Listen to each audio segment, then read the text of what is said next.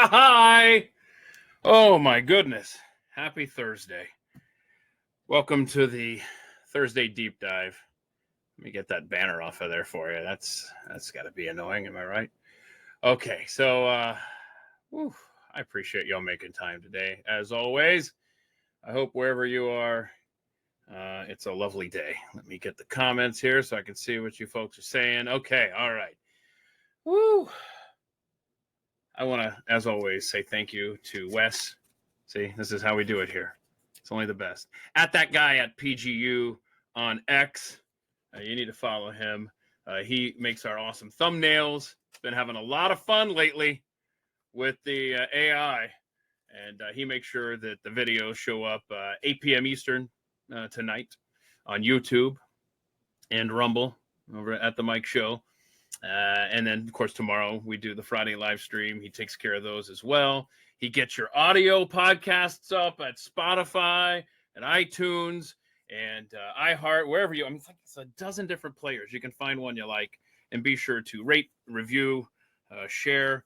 Please spread the word of what we do here on Thursdays and Fridays at 3 p.m. Eastern. Here on Twitter is, X. It's the only place we do it live at 3 p.m. Eastern on Thursday and Fridays. Thursday, we do the deep dive where we explore one specific topic. On Friday, we try to have some fun and just, as the world is burning around us, play some animal. In fact, I got to find some animal videos for tomorrow, Friday at 3 p.m. I know you're going to want to tune in for that. And, of course, over Instagram, that's Gabby's domain, at Jeffy Apologist on X. So follow her as well. She's always putting fun stuff over there since – when I go to Instagram, I feel old. I feel old. Brad, speaking of, how do you? I'm sorry. Who was it that fell asleep before the show started? I'm so tired. I stayed up so late watching Who's my Oilers.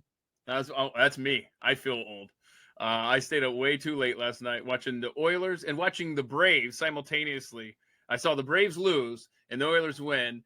And right now, Braves fans, no spoiler alerts if you're going to watch the game when you get home tonight. I love rugby.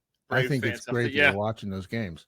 I'll just say that they're in the ninth inning, and it's still a game. They have innings in rugby? It should not be. That's weird. Yes. Brad Staggs, ladies and gentlemen, follow him at Real Brad Staggs. I think I made didn't I make a Post-it note? I have a Post-it note laying around here somewhere with your handle on it. Nothing but the best. Let me see here. Nothing but the best from you and for you. There it is. See that? Oh, it's on the screen too. So there it is. At Real Brad Staggs. Now, what you do is a thing called thedailymojo.com. I do. And it's I do it. Weekday mornings. I do it. What time do you do that? Well, what time zone? Tahiti? Okay, I don't know. Mountain? Excuse me. Mountain. Mountain time. Mountain, and we do it with some cotton in our mouth. It's you ever talk about Bill Clinton? I love Bill Clinton. Hey, Bill Clinton, I've got a Bill Clinton clip on tomorrow's Friday live stream. It will stun you. You know how people say, if you're not going to say something nice about somebody, don't say anything at all. It's the one thing I can say nice about Bill Clinton. I'll do that tomorrow on the Friday live stream. Okay, so is it about a cigar? No. Why? What time did we say your show comes on weekdays? 7. You don't even know. 7, I think. I'm pretty sure it's 7. Central time. Yeah. What other time is there? What other time zone is there? Real quick, before we get into today's topic, I just want to let everyone know that a week from today, on the Thursday Deep Dive, we're going to talk about what I think is the most consequential labor dispute in American history, and nobody knows about it. It's truly shocking. I stumbled onto this place. It's a ghost town now, where this massacre occurred 100 years ago, 80 years ago, 100, I don't even know. But that'll be next week's deep dive topic. And so long time ago. Okay, so not that long ago, Malaysian Airlines Flight 370 vanished. And so freaky. It is, yes. And it's been the topic of discussion on this program multiple times. And it's usually with our guest who is coming up. Let me back up. Ashton Forbes doesn't really exist. Doesn't really exist. Like, he's vanished. Like, no. He will be here shortly. when we do these live streams, Or will he? okay, when we do these live streams, you know, there's still real life happening where we have jobs that pay the bills, and he got a last minute meeting that he was dragged into. Wait, what is but it? What is it? A what? A job? It's a job. It's a job. Is that is that the thing you do where you get paid to do it? Oh no. Yeah. Sore spot there, I think. Yeah. So, anyway, he will be joining us here shortly, Ashton Forbes. But I have some stuff that I wanted to play before we even started talking to him anyway, so it actually worked out because he has been, for 3 years now, he has been... He's a CIA operative. He's a CIA operative? He's a spook. He's a spook. Come on. Okay. Come on. That's funny. I think I saw a tweet of his the other day where he gave kind of a shout out to the CIA, how they, which is exactly what a spook would do. Well, maybe shout out isn't the right phrase. Almost like acknowledging that Ashton Forbes is. That's what he'd do if he was a spook. Let me finish my point. He is so. Go ahead, finish it. I'm trying to. I'm waiting. Keep interrupting me. It's okay. So the thing is, he makes a good point. He's not been sued for all of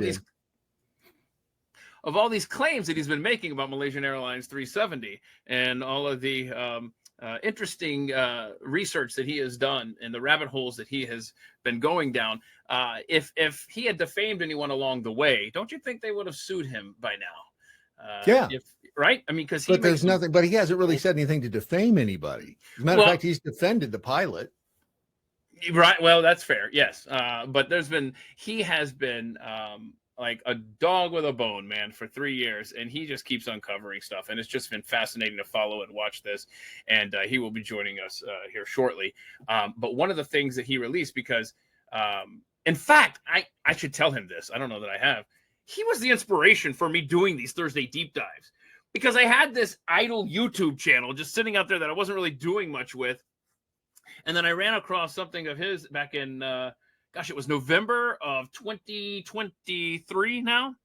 I saw a thing that he had done. I was like, I got to talk to this guy about Malaysian Airlines 370.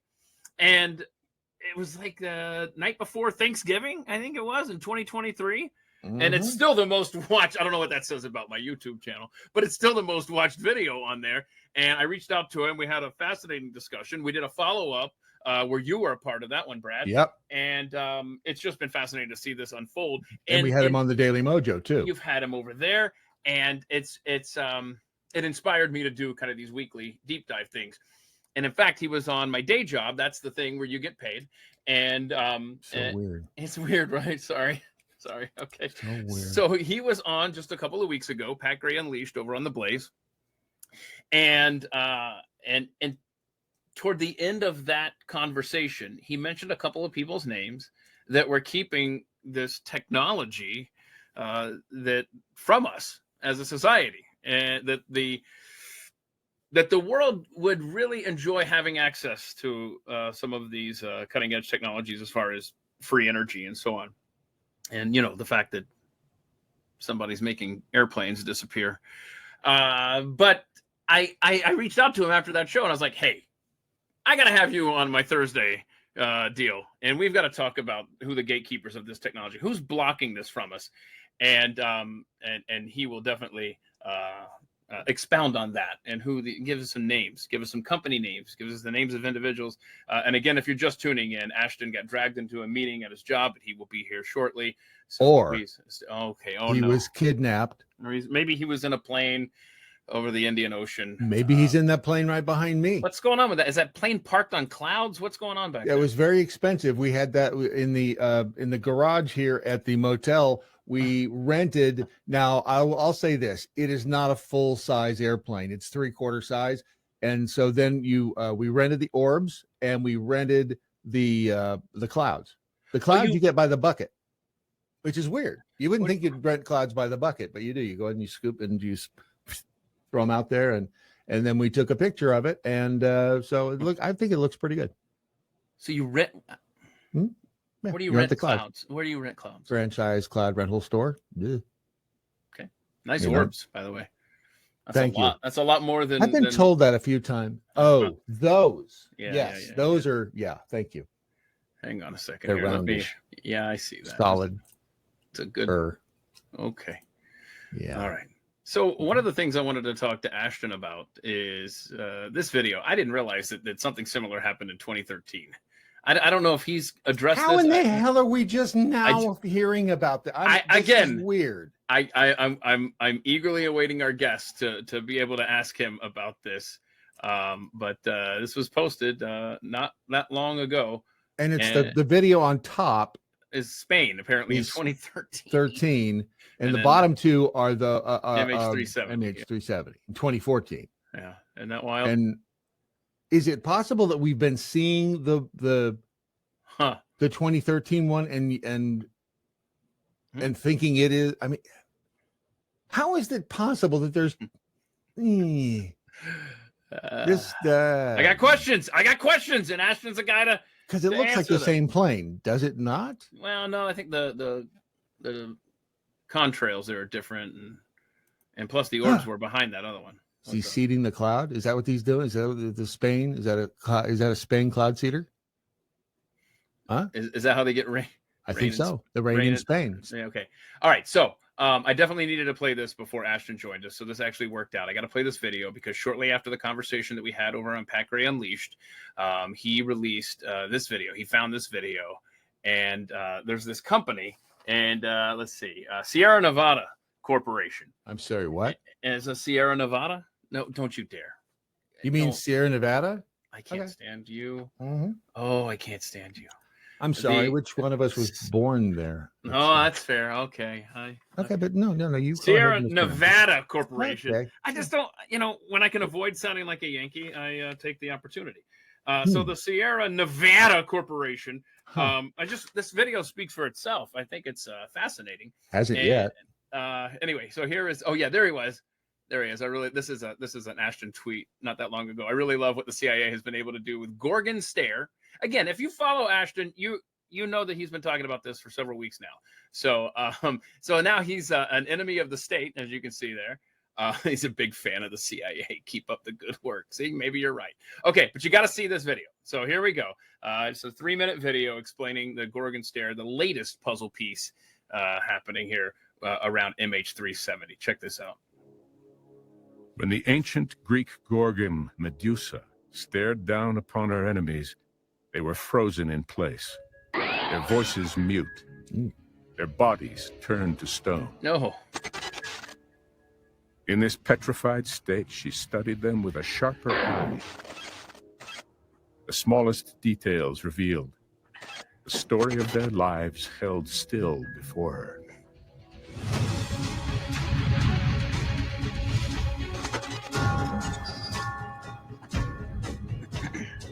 Sierra Nevada Corporation's intelligence. What was that? Nevada? And reconnaissance division. I can't help it. They're tards too. Stare in response to an urgent Department of Defense need for a real-time surveillance system.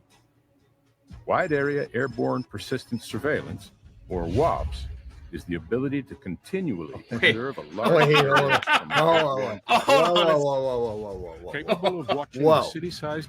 Okay, hold on. See, really? This video came out. I think, if I remember correctly, it was out before the Saw.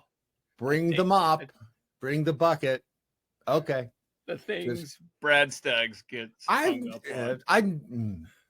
He said WAPS, just like Nevada, not Nevada. WAPS, not WAP. Okay, you got it. All right. To continually observe a large area from an airborne platform. Capable of watching a city-sized area 24 hours a day for an unlimited amount of time, the system's electro-optical and infrared sensors capture all activity without interruption in the field of view both day and night. An Air Force MQ-9 Reaper remotely piloted aircraft equipped with the Gorgon Stare system observes a potential threat, revealing its story, its secrets, its intent. This extended overwatch streams live, real-time footage of the area within the flight's circle of persistence to multiple users and stores the footage in a real-time accessible archive. Live view capability in the circle of persistence provides situational awareness now, hang to on both a second. command authorities and Hang on a unlimited second. on-the-ground units and users. Hang on. So I grabbed the. Let me back up. I grabbed this. This video has been spliced in with MH370 stuff, and I didn't realize that until right now. The original. I was video, about to say. Hold wild. on. The original video didn't show this. He put this in the comments later after he posted the original video. I just want to be clear here, and I was thinking, man, they're I good. know. The ability to search and rewind through the data. The imagery can be studied in near real time for forensic analysis in the wake of an incident. Gorgon Stare is a battle-proven ISR system. I didn't catch this. Sorry. 10,000 flight hours in combat operations. It has detected and neutralized numerous threats as the reconnaissance asset of choice for maneuver commanders. What once took days of intelligence preparation of the battle space has now been reduced to a single mission. In addition to displaying the full field of view, 10 distinct zoom areas within Gorgon Stare's unblinking view can be simultaneously collected and distributed to any appropriately equipped users, including intelligence centers, on-the-ground tactical troops, and first responders. Okay, so there you go. And then there's a little bit more. So to be clear, Gorgon Stare is the surveillance system that is being used by the military industrial complex to constantly surveil every square inch of everything on Earth, or just select areas, or Ashton, take the floor, please. No. Okay. Sorry. Any minute now, Ashton will be joining us here. Yes. To your question, yes, Brad. One of the two. Okay. Yeah. I don't know how. I don't know if it has to be specifically, but they just said you capture the data, then you can go back and look at it. So I think it's capturing everything. Intacto says on and Intacto, by the way, no, Ashton has not spoken yet. So on MH370, he said there were 20 employees of U.S. technology company Freescale Semiconductor. Is that true? I don't know. It makes powerful microchips for different sectors, including the defense industry. Okay. And Jeffy, apologist, wants to know, does this help or hurt the simulation theory? Oh, we were just talking about the simulation theory before we went on the air here. Because we are in simulation. Prove we're not. I don't say no to anything anymore. There's nothing you can definitively say that's real or that isn't anymore. Not since these AI video models have come out, and you cannot. Oh, that's fair. Yeah, I didn't. You think cannot. Of that. Yeah. There's no distinguishing what is legit and what isn't anymore. It's done. So it's scary, but it's done. Did you? I haven't shown you my rabbit. I'm sorry. You haven't seen my rabbit yet. This is a family show, bro. What are we doing? Well, no, I used Veo, whatever the hell it's called. So hold on a second. In this virtual reality, do the Atlanta Falcons ever win the Super Bowl? Yes, every year. I'm sorry? I want to be every year. So that's the beauty of it. But the things you can do that aren't always great, but let's see if I can boink. There you go. Hang on a second. Okay. Flinster. Okay. So I'll start that again so you can see. Please. Yeah. So okay, this is Alhambra banana skin flinster. That's a good boy. So what's that? That's a prompt. I was playing around with Veo or Veo, whatever the hell it's called. And the prompt was, magician makes a rabbit appear, and the rabbit is supposed to be a small rabbit and is supposed to be on the table and tell the magician, oh, that's a good boy. Alhambra the banana point is, skin flinster. you cannot tell. Right. That's a good boy. Oh, that could be the White House rabbit at Easter. right there. You cannot tell the difference. Who was in anymore. that? Who was in None that of that is rabbit right. costume when Corinne Biden was Jean-Pierre. president? Yeah, it's got to be KJP. Yeah, Waiting she's for got her new book. New book coming Oh out. yeah, Right? that's She's independent now. You know that, right? Yeah. She's trying to think outside the box. She says. Okay, so you had you mentioned something earlier that made me think of this clip that I have here. This clip goes back to 2001 at the National Press Club, and speaking about hidden technologies, the topic of today's show, is a man named Don Phillips, former Lockheed, CIA contractor, all sorts of good stuff. And this video, again, I say, this video is from 2001, and I want you to listen to what he said. Have you heard this, sir? I have no idea. Awesome. Good. Here we go. Watch this.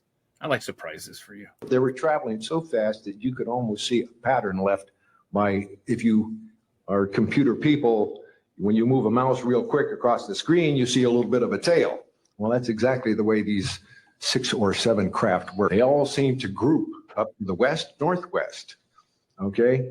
They started to come in on a circle. Just directly east of that is what is known as Area 51. We knew it as the Groom Lake Flight Test Facility. And it was where we tested our aircraft after we got the prototype made from the Skunk Works. Let's get back to the circle in the sky. What they did was coalesce and started rotating in a circle, and then they disappeared. Well, I thought, gee, this is something that we have to keep quiet. And that was verified by the chief of security. Now, we don't know who was guiding those, but they were certainly intelligent. And we don't know where they landed because they coalesced and disappeared. That I will testify under oath as to what I say is true, and I will do so before Congress. Thank you. Where'd this come from? That was a speech, a man named Don Phillips at the National Press Club event in 2001, speaking about hidden technologies. So 25 years ago. Yeah. Don Phillips? I've never I looked him up. I looked him up, man. Yeah, he's still alive and kicking. You need to get him on this show. How old is he? I don't know. That's crazy. Now I had a friend who worked at Skunk Works. And every Monday he would get on a bus and go to Burbank. It's out in California, obviously. And he would go to Burbank. They would get on a plane that had blacked out windows. They would fly up to Skunk Works. They'd get off the plane inside the warehouse, and then he would do whatever he did, which he never told us what he did. But hold on a second. I'm listening to you, but see, Gabby, who runs our IG, let me back up. Entertainment today. I don't know, not necessarily good entertainment, but entertainment today has been the Elon Musk feed on X. And please don't go hopping around. Stay here, y'all, please. Those tweets will still be up later, I'm sure. Will they? But yeah, right. Okay. But then I see this from Jeffy Apologist, Elon's most recent tweet about Trump. And of course, I was listening to what you were saying, but I thought, you know what? Let me just see if there's anything new since, because he's been tweeting a bunch today. And 14 minutes ago, Elon Musk tweets out, "Time to drop the really big bomb." Keep in mind, this has been escalating all day. Real Donald Trump is in the Epstein files. That is the real reason they have not been made public. Have a nice day, DJT. Okay, this simulation, can we reset it? I don't like it. I don't like this. I don't like it a lot. No, I don't like it. Okay, wait a because before I saw that tweet, I saw him talking about do we need a new political party in this country? There was another interesting tweet. I can't find it now. This is me in 2021. So he's saying it's a 2021 clip of him saying that get rid of all subsidies. On the EV credit, because a lot of people were saying maybe he is against the big beautiful bill now because it takes away the EV credit for Americans to purchase vehicles like Tesla. So I thought, man, we got to have a lot to talk about tomorrow morning on Pat Gray Unleashed. Then I see this tweet. Thank you, Jeffy Apologist. Wow. Oh, hold on. That's not even the big news of the day. The big news is apparently, according to Rachel DeJuan, Steelers are now, it's official. I guess Aaron Rodgers, according to Ratchet, that he's going to play for the Steelers next year. That's the big news. It has nothing to do with Trump or Elon. Okay, so there's some news, huh? Elon didn't kill himself, says Patrick. Oh This is got. Is this a psyop? Everything's a psyop. Everything. Is this a psyop? I just want to talk about a missing plane. So effing confused. I know. Baker just he responded, and just like that, Democrats started buying Teslas again. Steve Baker was on last week's Friday live stream. Oh, tomorrow the Friday live stream is going to be me, you, and 5 times August. You know that guy. He's a hero. He's awesome. This is this. Wow. Okay, and I agree with Gray Wolf, who says, "Come on, man! If he was there, the deep state would have found a way to bring that out the last time around, right, while covering themselves. He would have been blackmailed to not run for president." Yeah. This smells funny. Does it not? Everything smells funny, bro. I know. This is like it's almost like, okay, here's what I'm going to do. I'm going to tweet this, and have a good day, DJT. Oof. This is there's no coming back, man. There's no. He is not going to help Republicans ever again, which I think we already figured anyway. I think it's just so fucking weird. Everything is it. Did Ron just send me a text? I don't know. Did Ron? Yes, he just. I just got a note. I just got a note. The Elon one. I know from Ashton. He will be with us here shortly. So, just a heads. It's a psyop. Psyop. It's a psyop. Okay. It's got to be. I mean, sometimes a cigar is just a cigar. I get it, but is it? I hate this timeline, but at least this broke while we were all together. That's true. We all hold each other. Yeah, I'd be doing a drinks with Keith right now if I wasn't doing a deep dive here. Isn't in fact? I think it's drinking weather. Intactus is sad part. It isn't what. Oh, I don't like this one. I like this one over here. You don't like what? I'm drinking. I had one of my Magic Mind. Is it? I don't want to call it energy shop because Magic Mind reached out. They're not paying me to say this, but they reached out and said, "Hey, do you want to try Magic Mind?" And I'm like, "Is it free?" Oh, nice. That's the key word, baby. Yeah, if it's free, it's for me. And so I was like, "Yeah, sharper mind, clean, calm energy, less stress." Maybe that's why I'm just all chill. Oh, look at you. 12 ingredients. I don't know how to be chill, so maybe I need some of that. Maybe you should try some Magic Mind. Maybe I need to try some mushrooms. I'm sorry. Was that out loud? Anyway, so I've done them before, but I don't think I got the good ones. It didn't. And maybe taking a handful wasn't the right thing to do. So where do you putting think mustard on them wasn't right? Where do you think the political landscape goes after this between Elon and Donald Trump and I don't see. I don't understand this world, man. This is weirder than, I mean, everything keeps getting incrementally more and more bizarre. I mean, has it ever been like this in politics? I mean, no, are you kidding me? No, if C-SPAN were like this in the 90s, I wouldn't have been the only nerd watching it, man. Like if this was politics 30 years ago. Right. I've never followed, but I've kept my eye on, but I've never completely followed. And I can't think of a time, even reading about history, I can't think of a time that it's been this No. bizarre. Do you remember that first day in office, January 20th, 2001 for George W. Bush? Do you remember what the big scandal with the big crazy present that the Clinton administration left behind for George W. Bush that had everyone just, oh my goodness, it's crazy.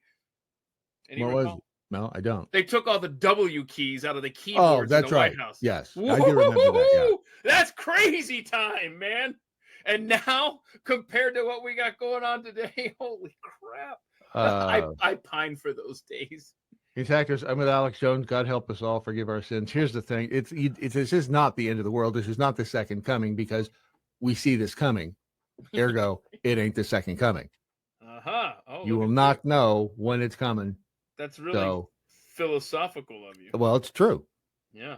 What Crispy Jojo says: what if DJT and Musk are planning to stage a fight, and DJT just drops the list, and everyone on it craps their shorts? All right.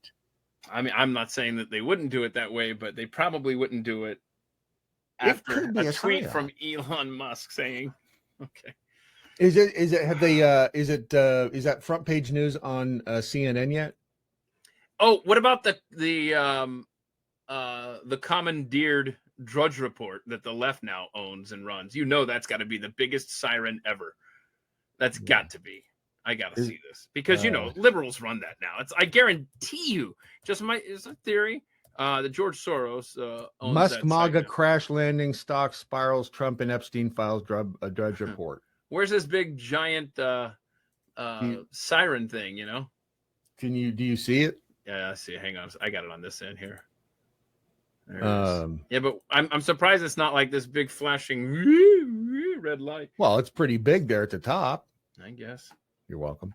Let's see this is the 8th of January 2024. The link right there. Donald Trump's alleged sexual proclivities graphically detailed in new Epstein documents. Oh boy, that's from 24. Okay, I don't. That is not. If it was true, this would have been. I know. Unless the other option is that Trump has been part of the whole machine the whole time and we're screwed. They've been holding it over his head. Do you think? If it's true, no, because they wouldn't have let him run for president. He would have dropped out and said, "Look, I'm sorry. I'm good luck. Bye." So. Beats the hell out of me. I can't eat popcorn because it messes with my teeth. So otherwise I'd grab popcorn. This is weird. 88-year-old woman woke up inside her own coffin after mistakenly being declared dead. Oh, that can't be fun. That sucks, bro. That would suck. But they found it, right? To me. What's your biggest fear as far as how you're gonna die? I just don't want it to hurt. I don't want to see it coming. I don't want to die screaming. I don't want to watch myself bleed out. The best you can hope for is to die in your sleep. The second best is to get hit by a train from behind. Yeah. Okay. All right. It is. I'm not kidding. That is the second best way to go. All this death talk reminds me. I have to go watch. I have to go watch John Wick this weekend. I'm gonna go see that John Wick 4. Is it out? 5. Yeah, this weekend. You know what you need to see before then is the John Wick 3? The Wild Robot. Why? What's that all about? I'm not going to say it makes you cry, but it'll make you cry. So shut up. Is it in theaters? The Wild Robot? No, it's on Netflix. My bad. Musk is going to create the X Party. Says Ratchet. Yeah, I saw that. Yeah. Is that Dow? I don't know, but make your handle something we can pronounce. We're simple men. Darwin. Lunch break is over. I have to return to income generating work. Toby, thanks for that. Why is everybody rubbing the money into me? You'd like that, wouldn't you? I would love that. I want to show you something else here. We're gonna hopefully do. Leb says we need to do a Mojo meetup in Roswell. Go for it. I mean, hopefully we're going to be down there the week of July 4th, which is a Friday, and hopefully we're going to be down there Thursday, Friday, Saturday, Wednesday. Yeah, Wednesday, Thursday, Friday. Around the 4th of July. That's when UFO days are in Roswell. Oh, see, we're not going to do live streams on the 3rd or 4th. I've decided the Thursday and Friday, the 3rd and 4th. So I'm going to invite myself. If you do a live stream, I can just join Why you. don't you do one, and then I can join you from there. Okay, we can do it that way. That's fine. Either we'll way. figure something out. Yeah. We're working Okay. on it behind the scenes right now, so we hopefully it'll. Hopefully, I haven't given it the fecal touch. It's just Tomorrow's going to be an interesting day for talk radio. I'll tell you that. We're going to have some fun.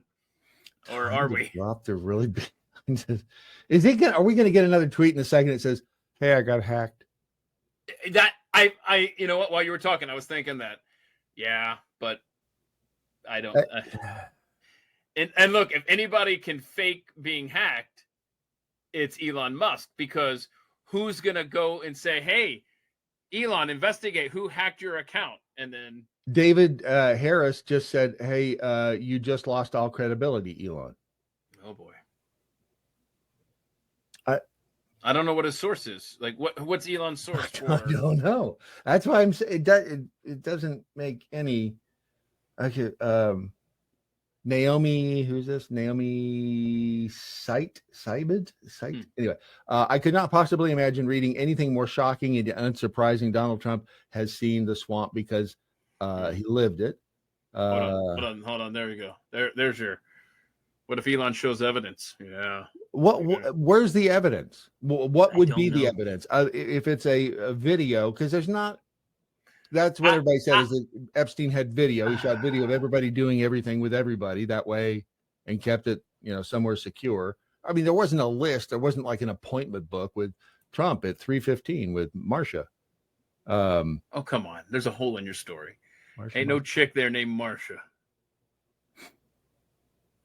The Jan Brady or the Marsha Brady look like, you mean? Just saying. Did Virginia Giuffre, did she kill herself? No, the bus tried to, or the truck, or whatever it was. Yeah. So this is so. So let's go back to an earlier thought. Are we living in a simulation? The evidence in the last 37 minutes leads me toward yes, more than it did 37 minutes ago. I know. Sweet Lord. I don't know what to do. Come over here and let's drink on the back patio tonight, bro. Dean says it's so over. Oh my God. Okay, so hold on. Prediction time. Knowing what you know right up to the minute.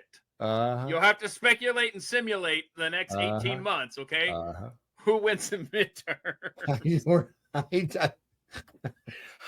Holy shit, man.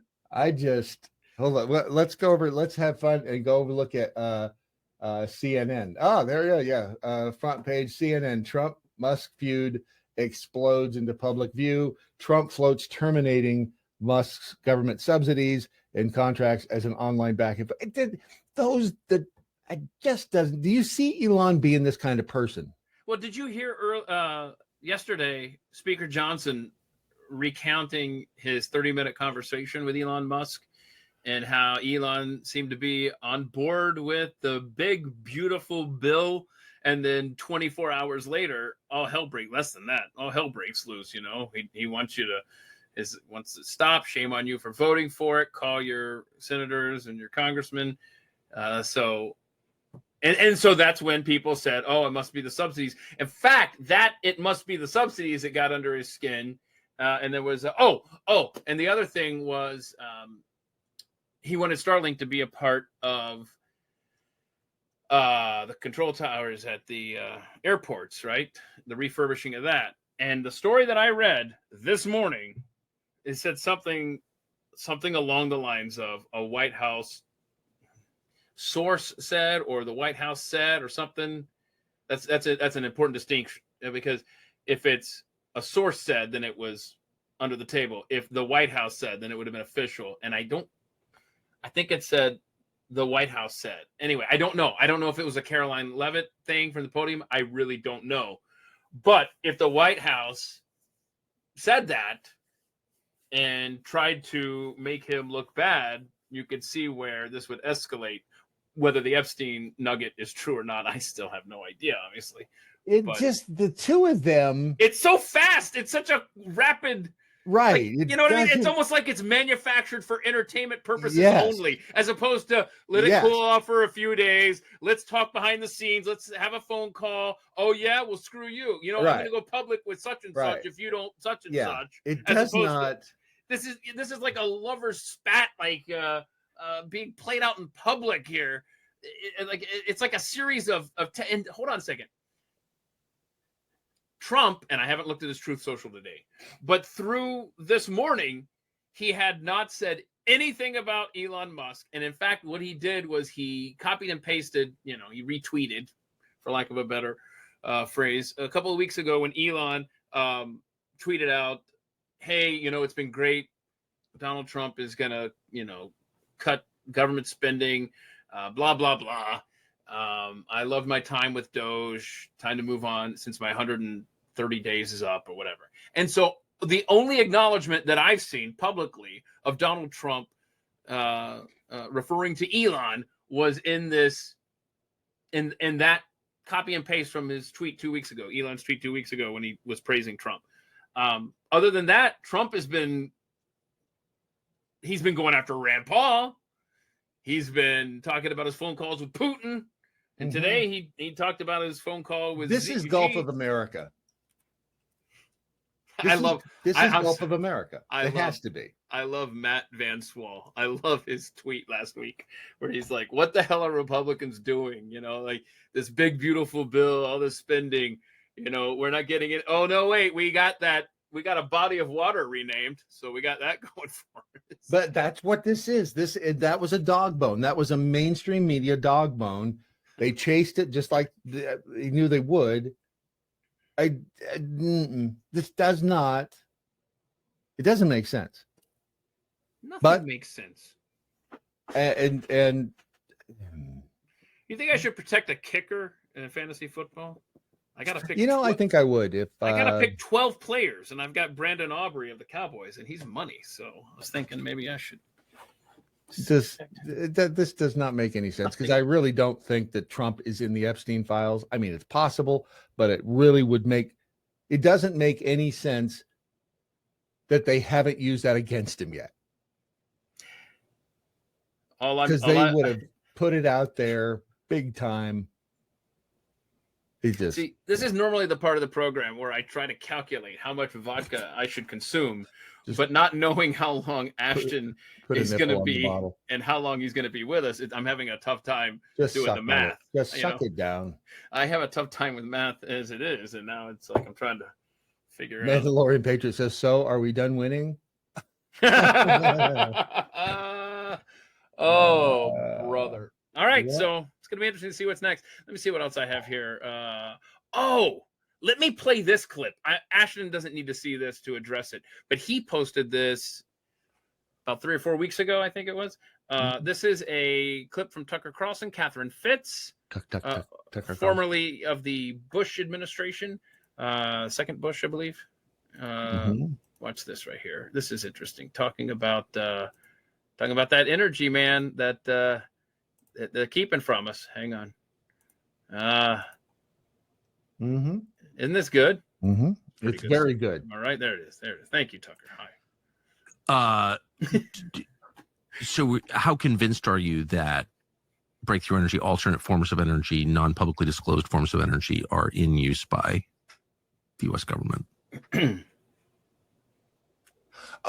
Yes. I think there's a very high chance that they're in some kind of use in a very controlled, secret way.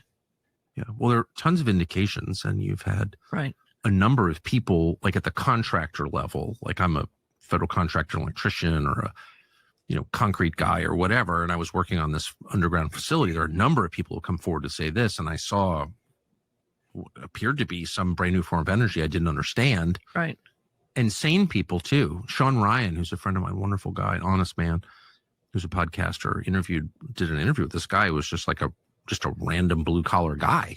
I think he was a concrete guy, and he got a call for 1 million yards of concrete or whatever, and went to this underground facility, DOD facility, and saw clearly signs of some energy source that was defied the laws of known physics. So, and there are a bunch of people have said stuff like that. So I don't think it's crazy. I have two businesses. One is the Solari Report. The other is Solari Screens. I do an investment screen. And I think, a lot has to shift in investment if we're going to have a real civilization and not misallocate. I think we're misallocating capital terribly anyway, but you think he for 30 years has been an investor in a breakthrough energy company. Someone has been. Yeah. And it's called Brilliant Light. You can go look at their website, and okay. they're really, they swear they've got it. And what is it? Don't ask me. Yeah. You got to get him on. And so, you think this money has been taken by people who've really. Yeah. Okay. Brilliant light power by hydrogen. Yep. All sorts of stuff. To dark matter. By the way, who was it that just said in the chat? JT Black 130. Did Operation Mockingbird really end? No, never did. Never ended. It never did. Why don't you walk us through what Operation Mockingbird is, Brad? Because we see it every day on places like, I don't know, the Drudge Report, for example. It's essentially the press being the mainstream media being the press arm of the political uniparty and getting their marching orders from whoever is giving out the narrative of the day within the uniparty. Makes the phone call to the clearinghouse for all of the mainstream media. They then run immediately to their typewriters and start typing what they were told to type and put it in the paper and throw it in your front yard, and they all say the same thing. Do you ever wonder? Okay, so Ron Paul was on a podcast out about a year ago. I forgot who it was. Maybe it was Tim Pool, somebody, and he was asked like the most important day in history or something like that in U.S. history, and he said November 22nd, 1963, the day that there was a coup against the sitting president. And I tend to agree. It's a very, very important day. But do you ever think two things? Number one, what track would we be on as a country if Kennedy wasn't killed by his own government? And the other thing is, wonder where we would be as a country if there was no CIA. Okay, I wonder where we'd be as a country if there was no Federal Reserve. I wonder where we'd be as a country if Lincoln didn't. Never mind. That's a previous episode. But you got to go back and watch that conversation. America's first dictator. But we'd have different. We'd still have the problems, but they would be different problems. Okay, where would we be? Say no. That's fair. That's it. You're absolutely right. Yeah. Where would we be if Ross Perot didn't drop out of the '92 election? It's just you think of these things and it's so maddening. It's like a choose your own adventure, and we keep choosing the wrong adventure. But there's never going to be it's never going to be sunshine and blue sky, because that's not ever what life has been anywhere at any point in history, and it never will be. Take up drinking. But that's what drinking was invented for. That and mushrooms and mushrooms. That's right. Cannabis and Colorado, man. And everything else. Jeffy Apologist says, does that extend to podcasting? Yeah, that's just it. It's everywhere.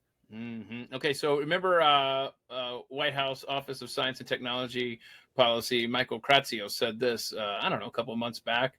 I've got to have Ashton address this guy. What is he?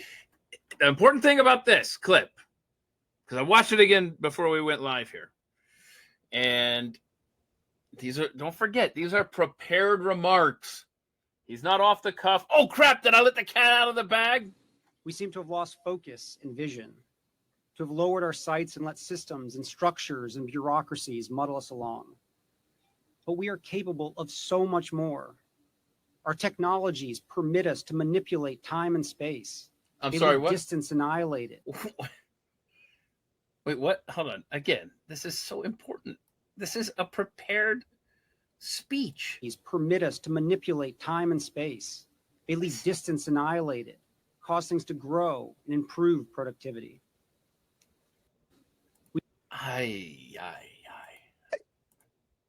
Obviously, it can be innocently explained away, but yes. But that's just it, is they drop stuff like that just to go, hey, watch what they do when I see this. See, that's the other thing. I hate that stuff. I know. I cannot. There's nothing. It's Nothing is real. nothing is real. Nothing is real, and that really is trouble. It doesn't even need to be troublesome because it just is, and that's life. And what's for lunch? Hang on a second. Nothing is real. I gotta check something here real quick. Just bear with me. Just gonna refresh Elon Musk's Twitter page here. Nope. Okay, hold on. All right, hold on. So 30 biggie for this afternoon. Can you Of see course him it putting is. out another one? I mean, Of course, like I said, if we weren't doing this Thursday deep dive here with Ashton here momentarily, I'd be sitting on the back patio. No, it's too hot. I'd be sitting right here talking. Oh, wait, I am sitting right here talking about. Right. You know, listen to this. 39 minutes ago is when he tweeted out the time to drop the really big bomb. Real Donald Trump is in the Epstein files. That is the real reason they have not been made public. Have a nice day, DJT. And then 30 minutes ago, so 9 minutes after that, underneath that, he tweeted as part of this thread now, mark this post for the future. The truth will come out. mm-hmm. But you think about the tweet, though, it's time to drop the real bomb. That is not saying that is nothing new. That is a theory, call it conspiracy or Okay, not. I got you. So, yeah, you can be So he's in not the saying Epstein files anything. and be innocent of any crime. Well, yeah, and he's not And saying plenty of anything that people- hasn't already been said. Yeah, that's no, yeah. 100 times. Oh. So I'm telling you, this is what's the other hand doing right now? Because it's doing something. Oh, We wouldn't just that be don't know something? What a perfect time for our enemies. To do No. something really- See, I don't think our eye is off the ball at the moment. I think that they've intentionally misdirected it. It's a magic trick. They've intentionally misdirected our attention at this for some reason, but I don't know what the other reason is. I bet the CIA knows the other reason. I don't think they do. Oh, No, that's the machine. This is aimed at distracting the machine. look at this. Look at this right here. Read that. Just got a text from my sister-in-law asking me if Elon's tweet is true. That's how you know it's bad, because she doesn't even have X. Yeah. Well, and it's all over I bet any Citizen Free Press. What's there? Elon Musk, without me, Trump would have lost. And that was earlier today. That is tame compared to what we just did. Musk blast Trump, without me, Trump would have lost. That was at 12:08 Eastern time. I'm very disappointed in. I don't see them feuding publicly. I just don't see it. I may be wrong. I just don't see the two of them. The two of them know too much about each other. About No. the crazy. They know what public spats do. They've been in them. They've orchestrated. They both know the fallout. This is it smells orchestrated. But remember, Elon is no conservative, and he wasn't, a registered Republican or anything like that. No, he's a common sense guy. He wants to be a agree. businessman. I agree. So, And, I mean, honestly, this may explain a lot right there. Flinsborg, Elon is on a bender. could be day drinking. He could be. Know anything about? I just have a feeling this is calculated on both sides. It's just way too convenient. Way too convenient. Okay. I don't know what it's convenient for, though. It seems like I don't either. That's the point, is that we don't know what the other hand is doing. Very rarely do we. Elon, surely, to your point, Elon surely has had the thought, if I take down the Republican Party, if in the midterms go to the Democrats, and if I take down Donald Trump and in effect, well, maybe not, but in effect destroy J.D. Vance's chances or whatever. If you want to keep the good times rolling with Donald Trump, surely he remembers the reason why he got behind Trump and spent $290 million on Republican race to begin with, which is because as much as he may hate the policies and spending of Donald Trump, he hasn't forgotten the alternative. I'm not saying choose the lesser of two evils or whatever. I'm just talking strictly as Elon Musk, billionaire, business owner, who stressed over and over again the importance of the 2024 election to the future of not only his businesses, but our country. Surely he understands the damage that he is doing in the last 48 hours. Does he? And don't call me Shirley. Yeah, there's, this is manufactured. If I had to guess, gun to my head, it's manufactured. But for what end? I don't know. I'm not that smart. I wish I was smart. I wish I was smart too, but you know how better the show would be if I was smart? Marginally. Huh? Mila Joy says, relax. You're both acting like children. This isn't even worth blowing up the country. Get back to spending cuts, to save the country. I'm telling you, it doesn't make sense to anybody. And that's why it's not. Is it possible it's real? Wait. Yeah, but I don't think it is. I think this is something else, but I don't know what it is. So do me a favor. When you figure out the reason this is manufactured, if you continue down this road, no pressure, but if you do, and you figure it out and you tweet it out, I want you to text me the link to your tweet because I can't wait to see what kind of conclusion you get. I mean, since I stalk you, I know everything you tweet, obviously, your posts, your right? blogs, Yeah. everything, but in case it slips through and I miss your response. It's just like I was saying, it's a Project Mockingbird in real time. I think that's what it is. It's both of them are way too smart. They knew exactly what this would do, and the alternative to Donald Trump and the Republican Party is the Democrat Party, which is jumping out of is jumping straight into the fire, and Elon doesn't want that. And unless Elon walked into the Oval Office and saw Donald Trump zipping the human skin suit back up over a lizard head. Hang on. Oh no. I mean, if that happened, then he'd be I've got to hang get on the a word second. out. I know what set Elon off. Oh, damn. What time is that? What time's the Elon tweet?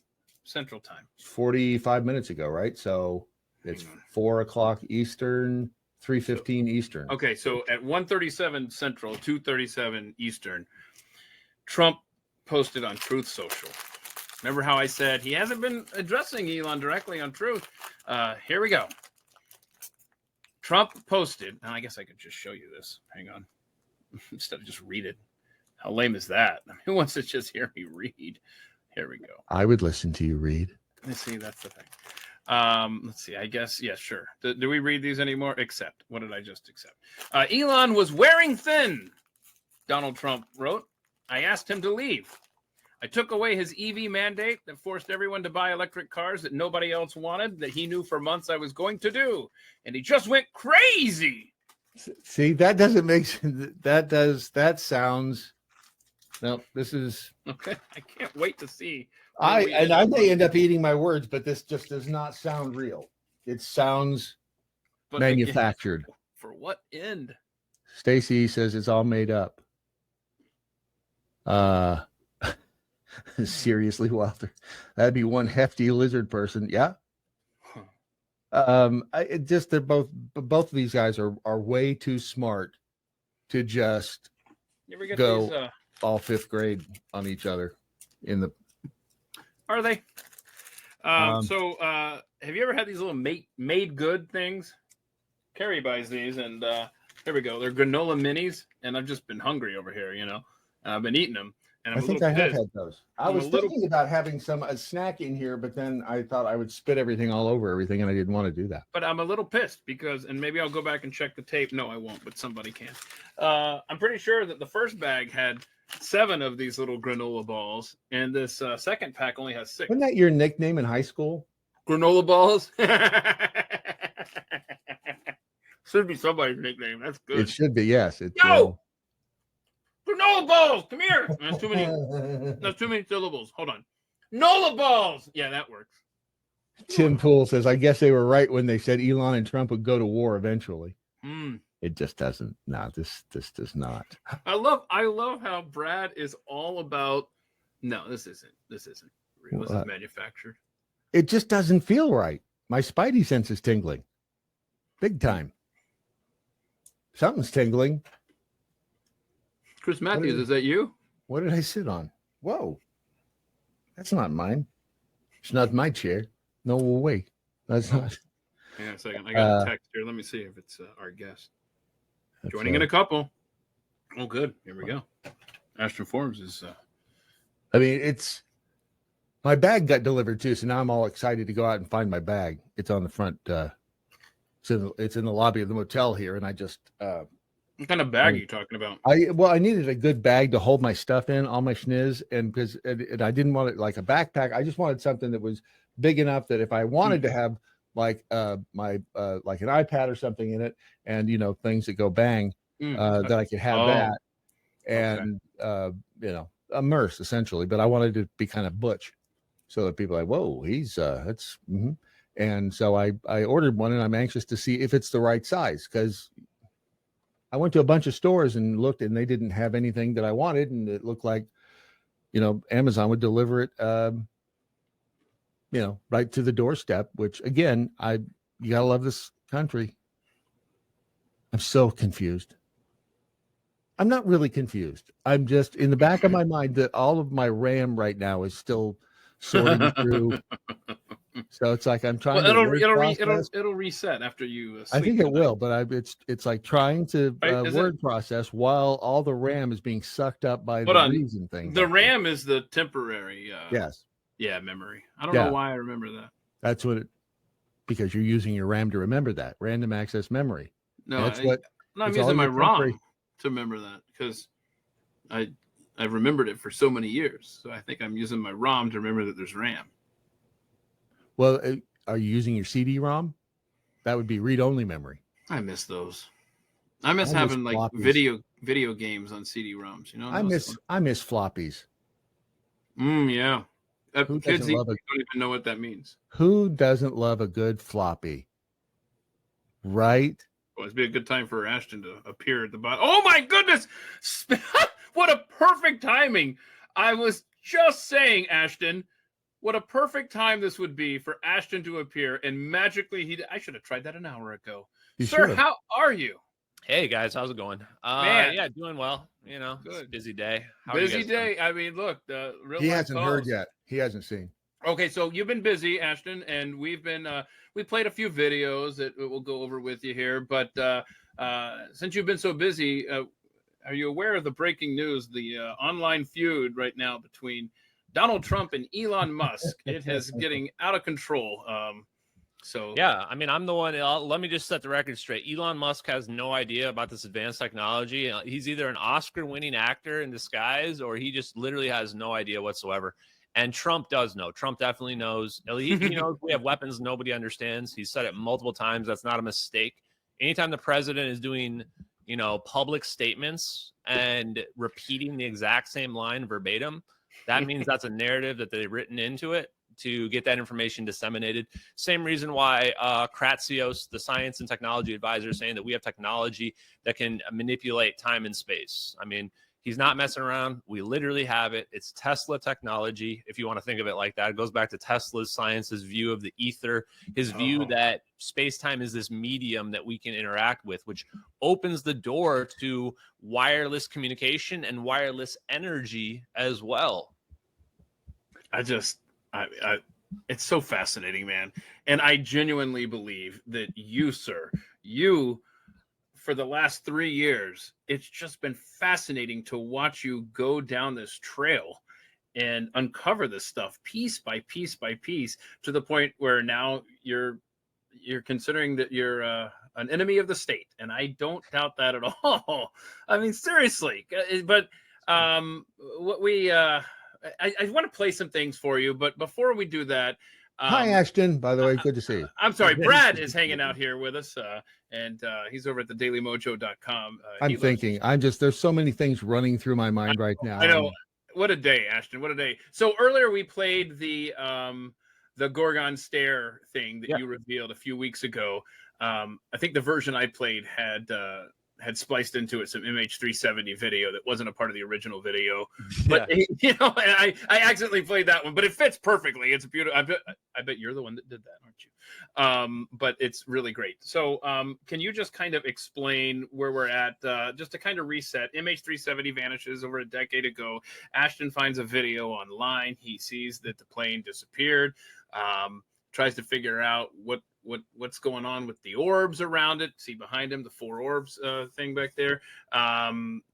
It just vanished, and so piece by piece, Ashton has been peeling the layers off of this onion for the last 3 years, out in public with experts, with different sources. I mean, it's just fascinating. So pick it up there, Ashton, where the developments in the last, I don't know, month or two, especially how the Gorgon Stare element works in here.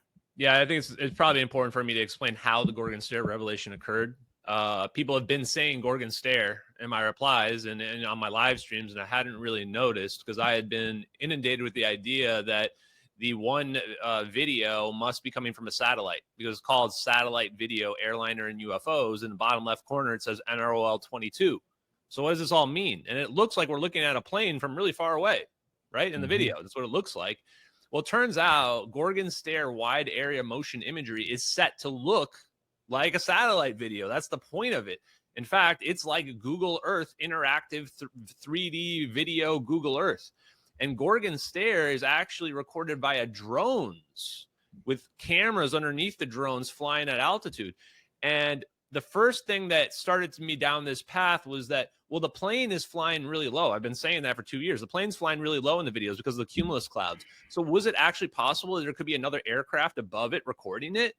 And people had mentioned this, and I had kind of just dismissed it. But when I started to ask AI about looking at the picture, analyzing the distance, it said, yeah, the drone above it's about 18,000 feet. And that's well within the parameters of a drone flying above it. And the other thing, simultaneously, I had already been down this path that the camera recording that must have been Argus IR. I found this DARPA contract. It was like 2010 to 2014, right before this, about this super advanced camera that's made for nighttime surveillance that was connected to wide area motion imagery. And I had already determined that what we were looking at there is not video in the satellite video. It's wide area motion imagery, which has a specific definition. Anything under like 24 frames per second is not considered video because that's just by definition. Whammy wide area motion imagery is a low frame rate resolution because it's looking over a city-sized area and creating a full interactive view of that. And how it works is Argus takes pictures, like I think it's like 384 pictures multiple times per second. Or no, 6 times per second or 10. It depends. Like the frame rate's actually gotten better over time. So what we're looking at in that video is 6 frames per second.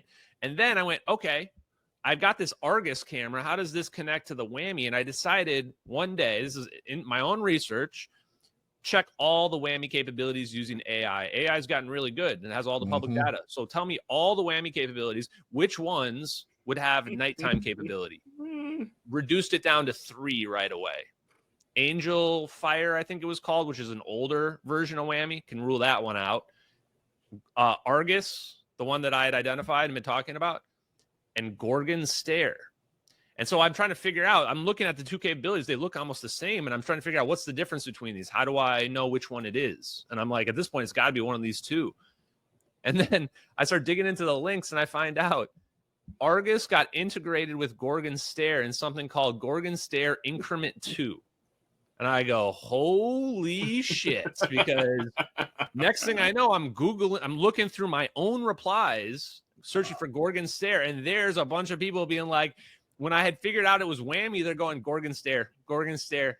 And I got in touch with somebody that worked at China Lake on Big Safari, which is where they test all the drones and the surveillance capabilities. And they said, I've seen all the Gorgon Stares, or a lot of them, and that is no doubt Gorgon Stare imagery.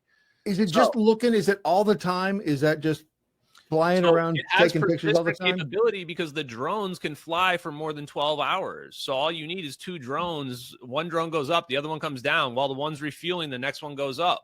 And as long as there's an overlap, They're constantly recording that data, and that data is being beamed through the satellite. NROL-22 is the relay satellite to the drone.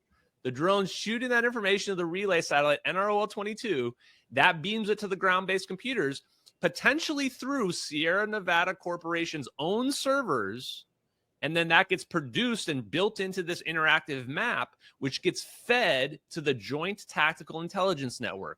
Who's that? That's the Special Covert Operations people. That's the people beyond SEAL Team 6, Delta Force. That's like the special people who they pull from that. The people that go on these operations, it's called going through the green door. You get one of these green door assignments. It's the kind of thing where in the special circles, it means everything, but you don't really get to put it on your resume because you can't talk about what you did and why you did. And now the last thing I'll say is, why is this important? Because nobody who was on that operation would ever leak this video. Never in a million years. They're never, ever, ever going to pick somebody to be on this operation that has even anything more than a 0% chance of ever revealing this information. This is how they've been so good at keeping all this stuff secret. You just never. The opposite of Bob Lazar. Yeah. Yeah. And so you would never have like a Bob Lazar scenario like this. So who leaked it? Edward Lynn. Edward Lynn wasn't on the operation. Edward Lynn was in the VPU2 Wizards. What I think happened now that everything's coming to focus, is that somebody, one of his Taiwanese contacts, reached out to him and said, hey, that missing plane, you should try to figure out where it's at. Go log into the system. He logs into the system, sees the Gorgon Stare, boom, sees the videos. What happens? He immediately knows we're covering it up. He immediately knows the situation. That is a covert operation. And what? He freaks out. You're a patriotic American and you see your country is running an illegal operation and they're covering it up. They're literally covering up in real time. You're watching the media lie on TV about it. You're watching the government pretend like they don't know what's going on when they're the ones orchestrating the cover up in real time. So he downloads it. He brings his laptop in, which has unsecured USB ports. And he puts it on his laptop, plugs the USB port in, and walks away with it. And then he gives it to his Taiwanese person who might be regiciding on, and they upload it on the internet. Boom. Now you've got the videos leaked on the internet.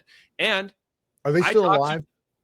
He's, as far as I know, he's in hiding, which of course he's in hiding. He's legally changed his name. He's in hiding. His lawyer has turned off his phone. None of them will return any phone calls that I make. And I've contacted his point of business where he owns a business out there. I don't want to say what, because I don't want to harass him, but they won't contact me back. So I talked to somebody in the VPU2 Wizards recently, somebody that actually worked in the VPU2, had crossover with Edward Lynn, and they confirmed to me, they didn't give me anything classified. So feds don't freak out. I actually specifically said, don't say or tell me anything that's classified. I'm not trying to play that game. Right. And I don't need it. I don't need it. And they said, yes, Edward Lynn would have had access to that Gorgon Stare capability. And I was like, you mean he would have had access to something that sensitive? Like, we're looking at orbs zap a plane out of the sky. He's like, yeah, no question, would have had access.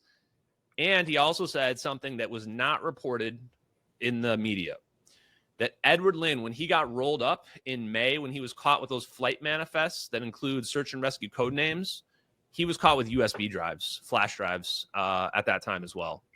And that makes a lot of sense, because that's why they were coming, come down on somebody because of what? You got a flight manifest? Right. Who cares about that? No, he had USB drives with the videos on them that caught him with USB drives, with data. And what month did 370 go missing? March.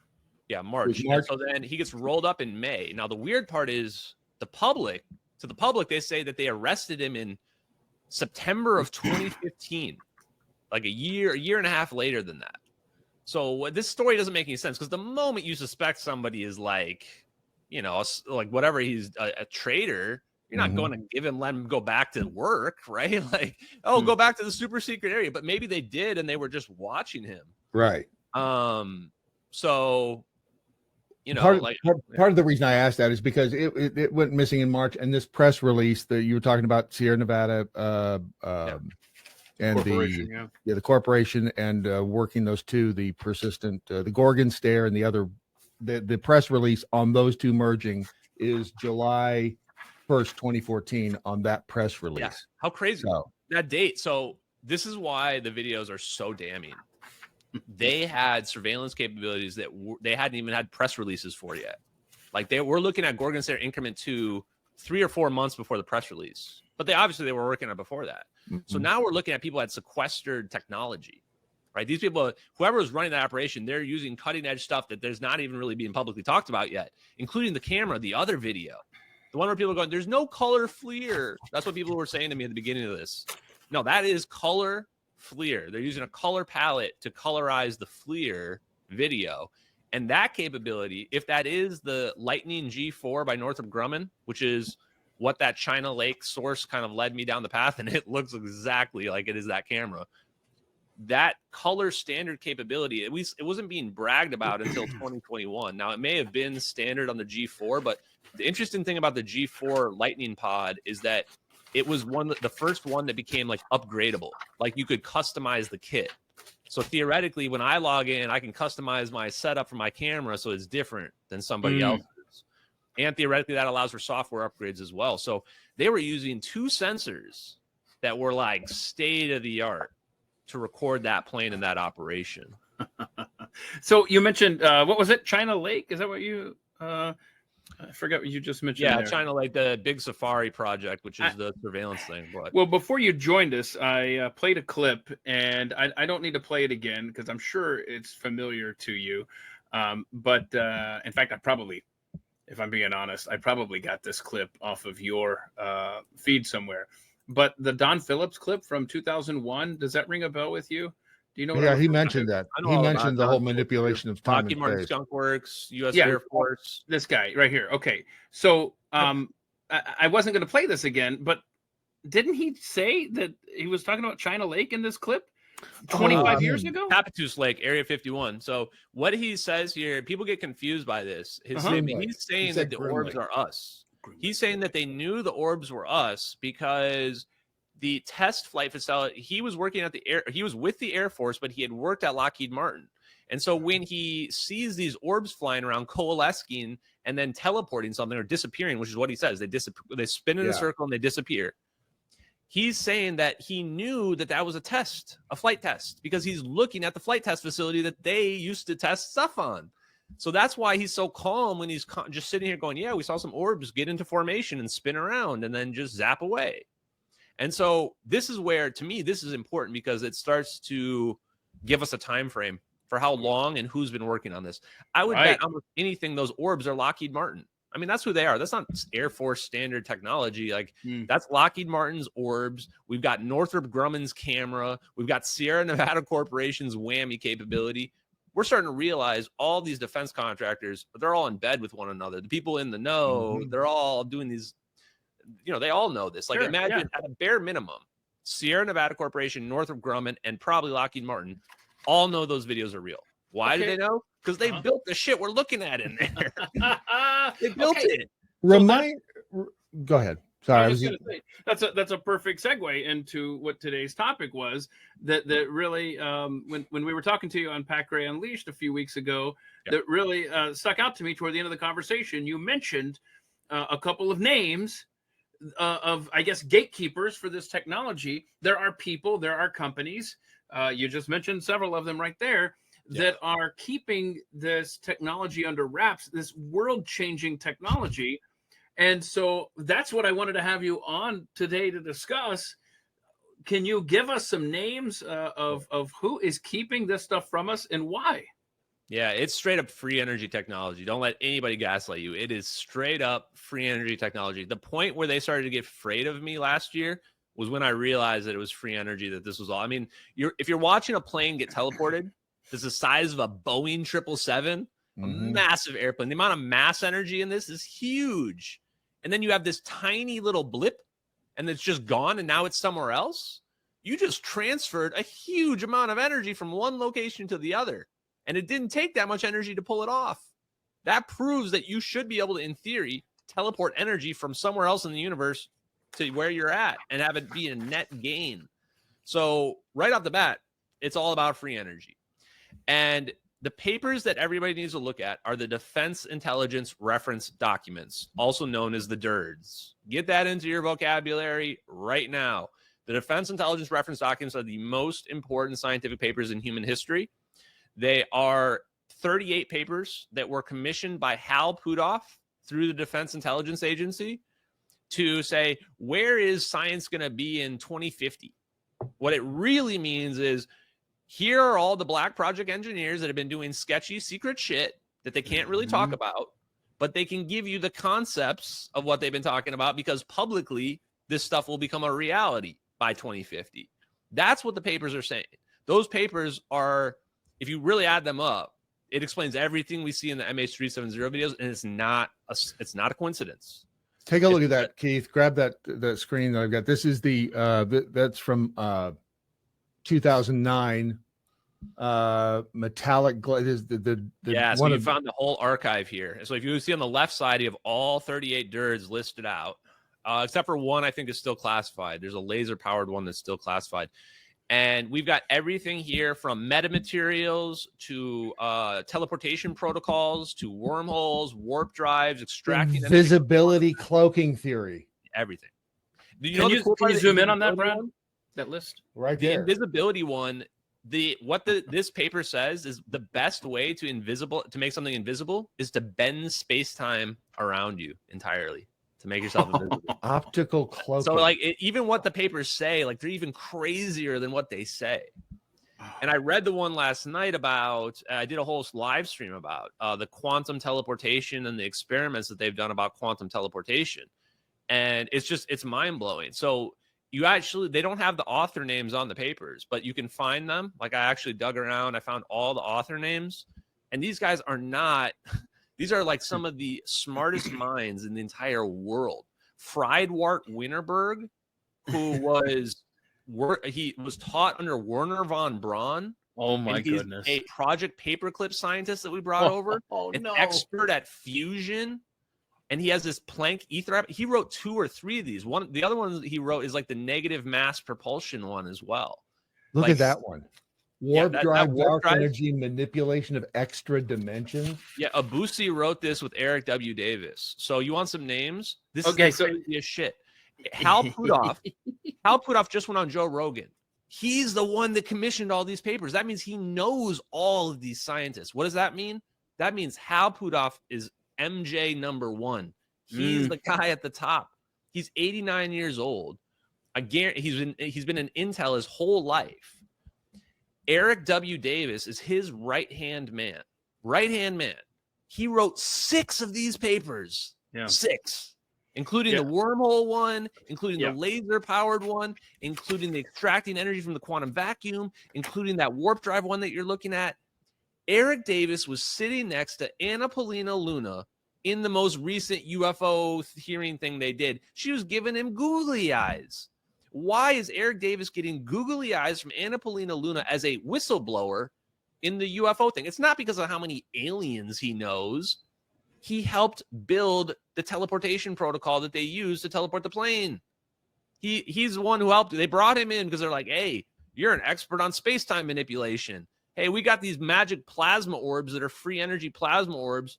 Can we turn them into a triangle and make them teleport something? And so he worked with some of these other guys, probably John Kramer, who's the guy that wrote the quantum teleportation or non-locality paper in here. They all worked together and they figured this stuff out. And or Lockheed Martin has been like individually hiring these guys, and then Lockheed Martin just put all their work together. Like, I don't really know what the real answer is, but like that's the story being told here from these papers. Now, one more thing I want to bring up because you want more names. If you look at Eric W. Davis's work with the Air Force Research Labs in the 2000s, he wrote 2 insane papers. One is called Teleportation Physics Study. It's like a 70 or 80 page paper, goes through all the forms of teleportation, including the sci-fi version and the real version. And he also wrote another one called Ball Lightning Study. Ball lightning, as in like taking a ball of plasma and making it coherent and able to just float around. So Eric Davis was writing these papers, and the project manager for all those papers was Franklin Mead. So now I'm starting to build a web where like this guy Franklin Mead at the Air Force was pulling together the smartest people ever. And what are they working on? Stabilizing plasma, teleportation. Oh, and by the way, Frank Mead was working on perfect propulsion. perfect propulsion. He's got a paper that he wrote with George Miley, who's a cold fusion expert, called Dense Plasma Focus 2005. In that paper, they talk about making a ball of plasma that's basically using Russian hypersonic designs, and it accumulates practically infinite energy, gigawatts of excess energy, just by flying around. Just by flying around through the air, it zaps the air with a laser, and the genius engine idea, it extracts energy upstream. So the reason why those orbs are like on train tracks, it looks like they're riding train tracks with these lines in front of them. It's because it's shooting a laser forward, zapping the air, extracting energy from the air, and then it has this little exhaust plume behind it going out, and it's using the energy in almost a perfectly efficient way. That's why they look like they're just floating through the sky. This is such a weird day. Ashton, this is incredible, man. Oh, I mean, how do you think I feel about this? Like, I was blaming Salvatore Pais, the U.S. Navy engineer. I was thinking he's the guy that did it because he had these patents that were out there. This is the craziest revelation. In my third interview with him, he just randomly tells me, like, oh, I was trying to get a research team together after I had those patents, and I got blocked. And I'm like, what? Who? I'm like, it wasn't Hal Puthoff, was it? And was yes, it was Hal Puthoff, Jay Stratton, and Eric Davis. So it turns out all the guys that wrote these papers, the guys that figured this stuff out, they're gatekeeping anybody else from figuring it out to prevent from it coming out. But at the same time, they've gotten older, and what I think has happened is they thought people were going to figure it out more than they did.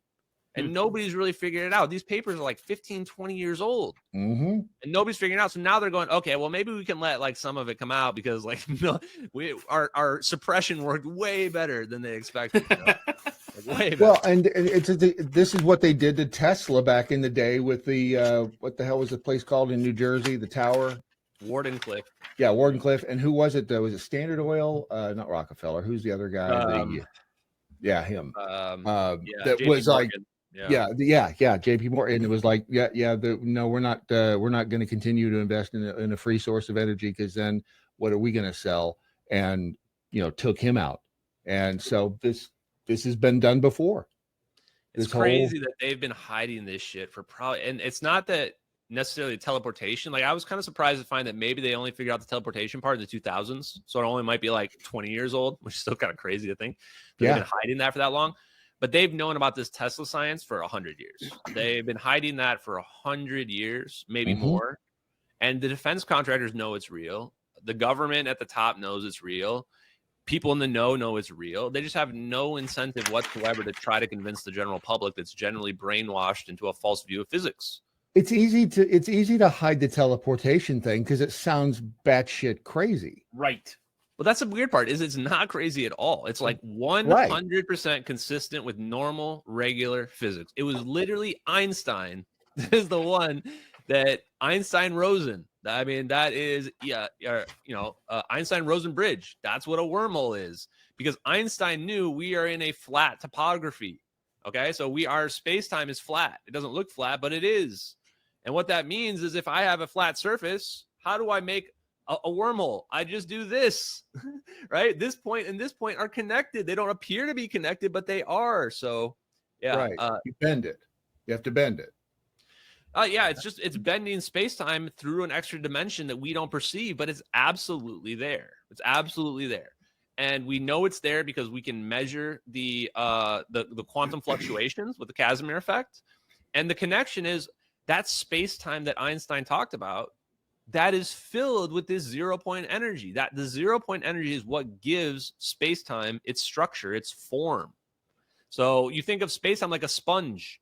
Squeeze the sponge and water comes out. Squeeze space-time and 0-point energy, real energy comes out of it. Right.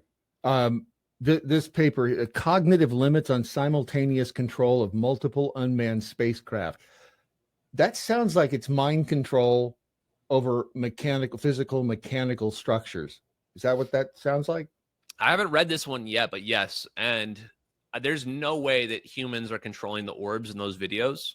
So now I begin to wonder if this isn't more of like, what can AI do? Like, how many orbs can AI control at once, right? Like, there must be a limit, presumably.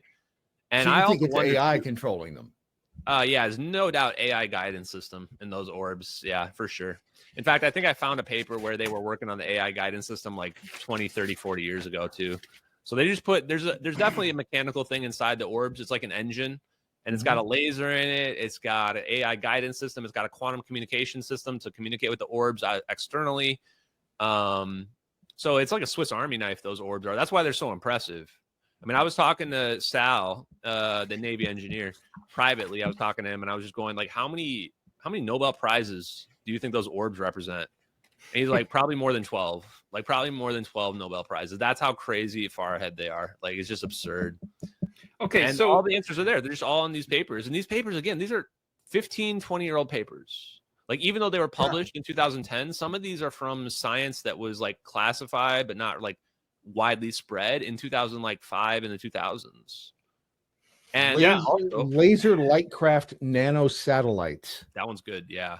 And so they've just figured out, and a lot of these, if you read between the lines, they've just figured out how to make a single stage to orbit craft using laser propulsion. So the laser propulsion you see on those orbs, a single stage to orbit just means like one thing that goes straight to orbit.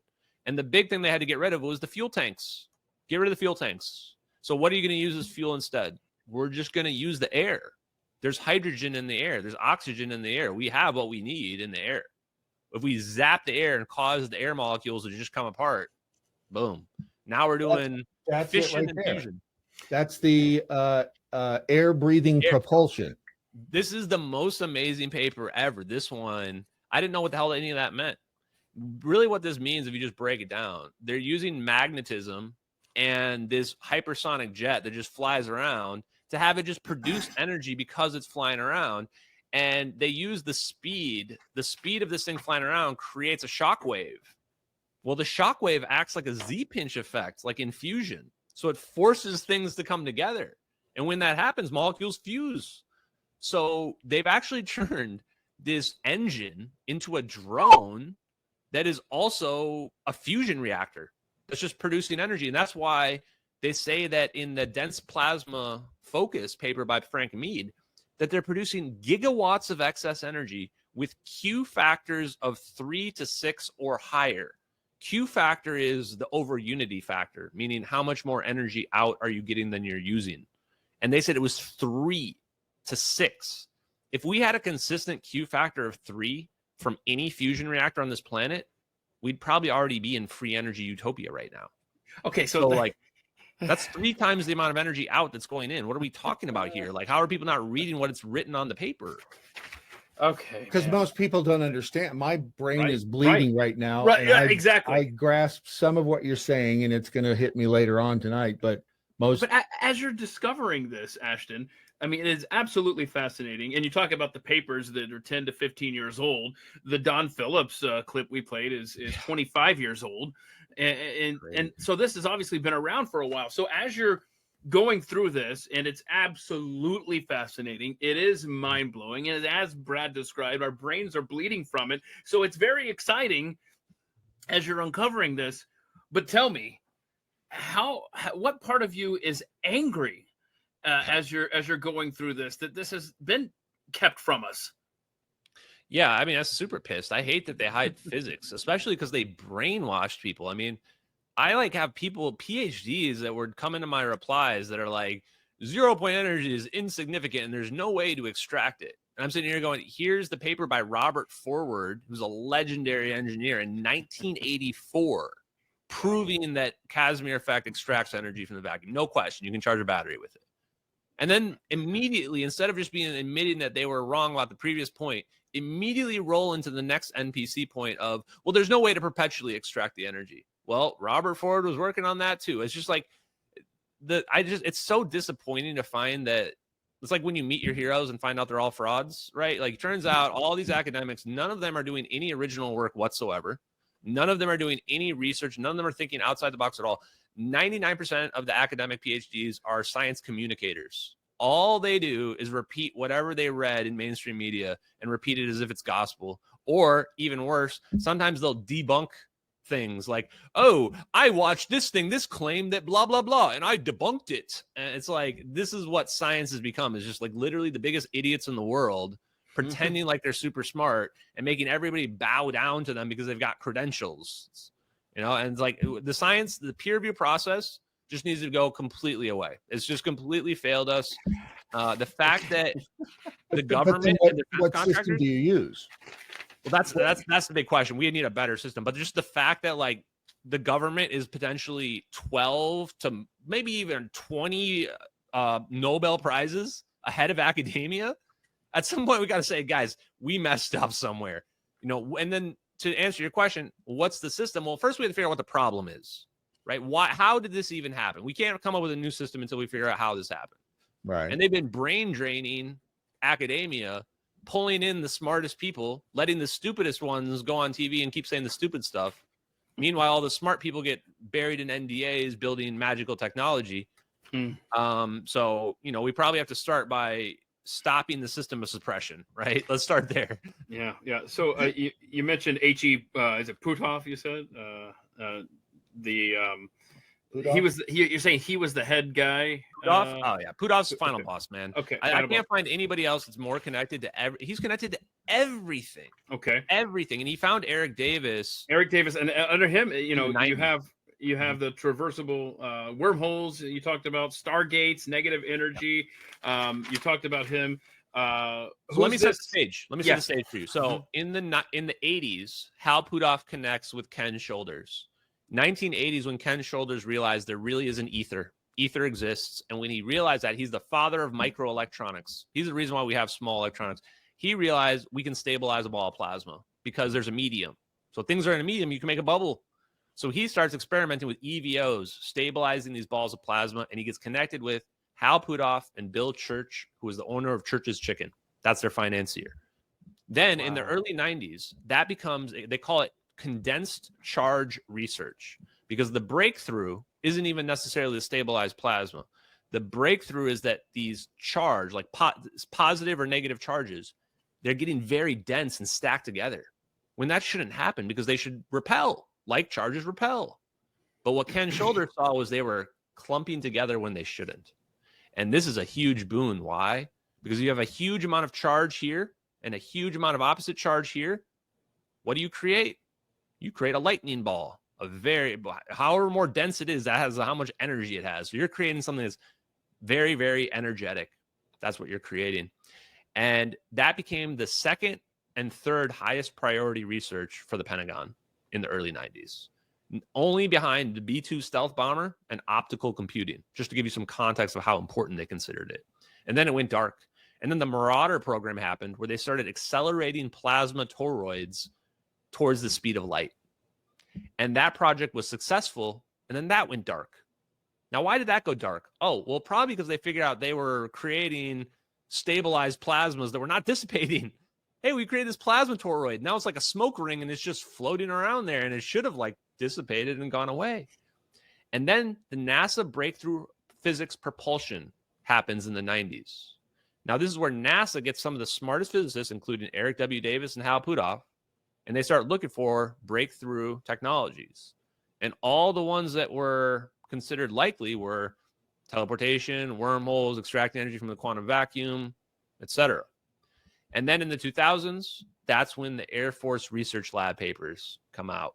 Ball lightning study, teleportation physics study, dense plasma focus. So now we're seeing all these papers that imply that these plasma balls can exist, and they can start trying to put the pieces together.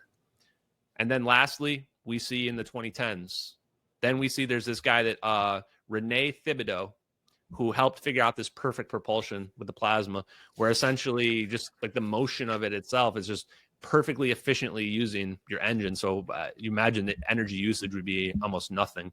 And that's what allows the orb to become essentially a free energy device. Every time you talk about the movement becoming energy, I think static electricity. It is exactly the same. Exactly the same. Static electricity, you're rubbing something. What are you doing? You're ripping the electrons off of it. And so then why does static electricity happen? Because you've got this oversaturation of electrons. Whenever you have more electrons and positrons, you've created an asymmetry. And when there's an asymmetry, everything's trying to go back into symmetry. So when you separate the charges, what do they want to do? They want to come back together. That's why they attract, right? And that's Now what shocks imagine the that. Now shit look out of at your hand when you touch a doorknob. Yes. Now, and that's just a tiny amount of electrons, right? Mm. Now imagine a plasma ball that's 20 feet wide, a 20-foot wide plasma ball of static electricity that's super, super dense.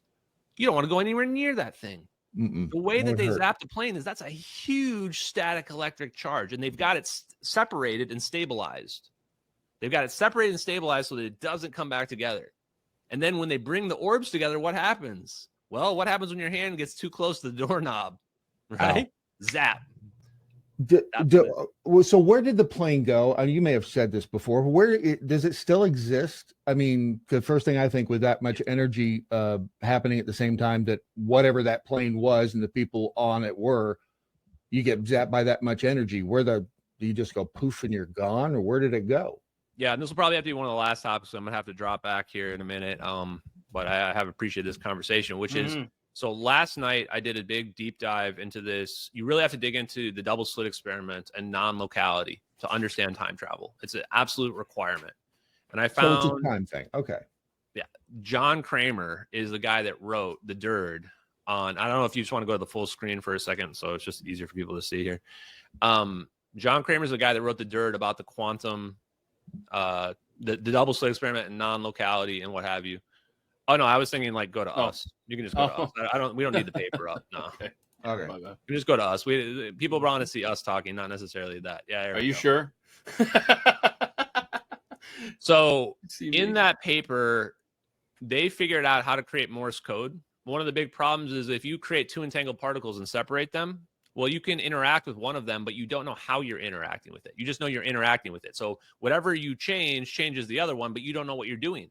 So if you're looking at the one side, you can't tell like, what was this supposed to mean? There's no way to tell what the key is to the code. So instead they figured, don't even worry about that at all. But instead what we'll do is we'll send one over here and then we'll send this one through a trap that splits it, joins it, and recombines it. And then what we'll do is we'll turn a little switch.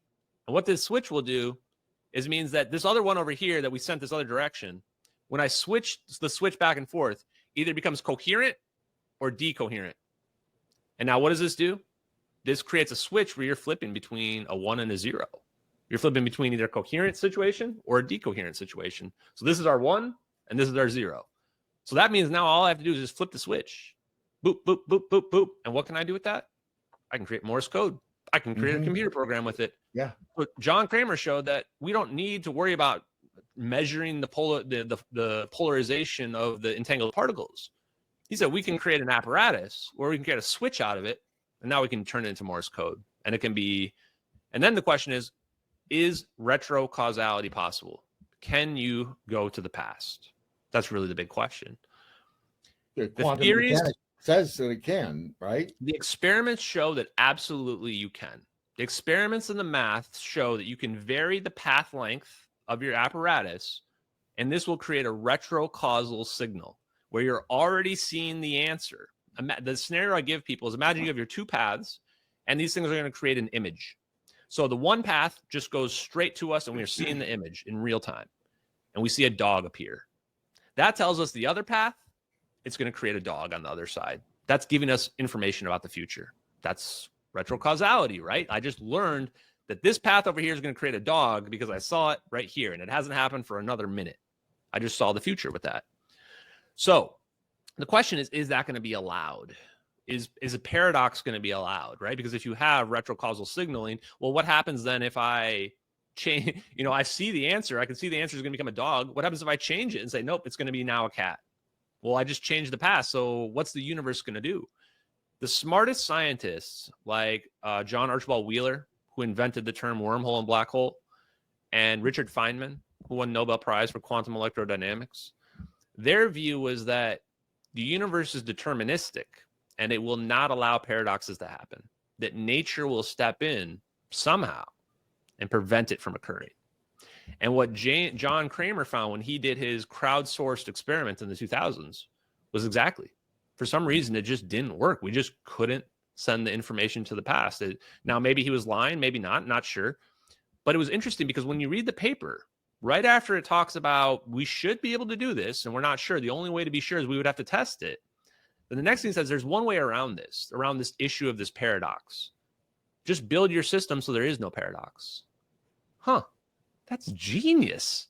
So if the retrocausality is an issue, well, you're telling us we can control the length of the experiment. So why this doesn't have to be retrocausal?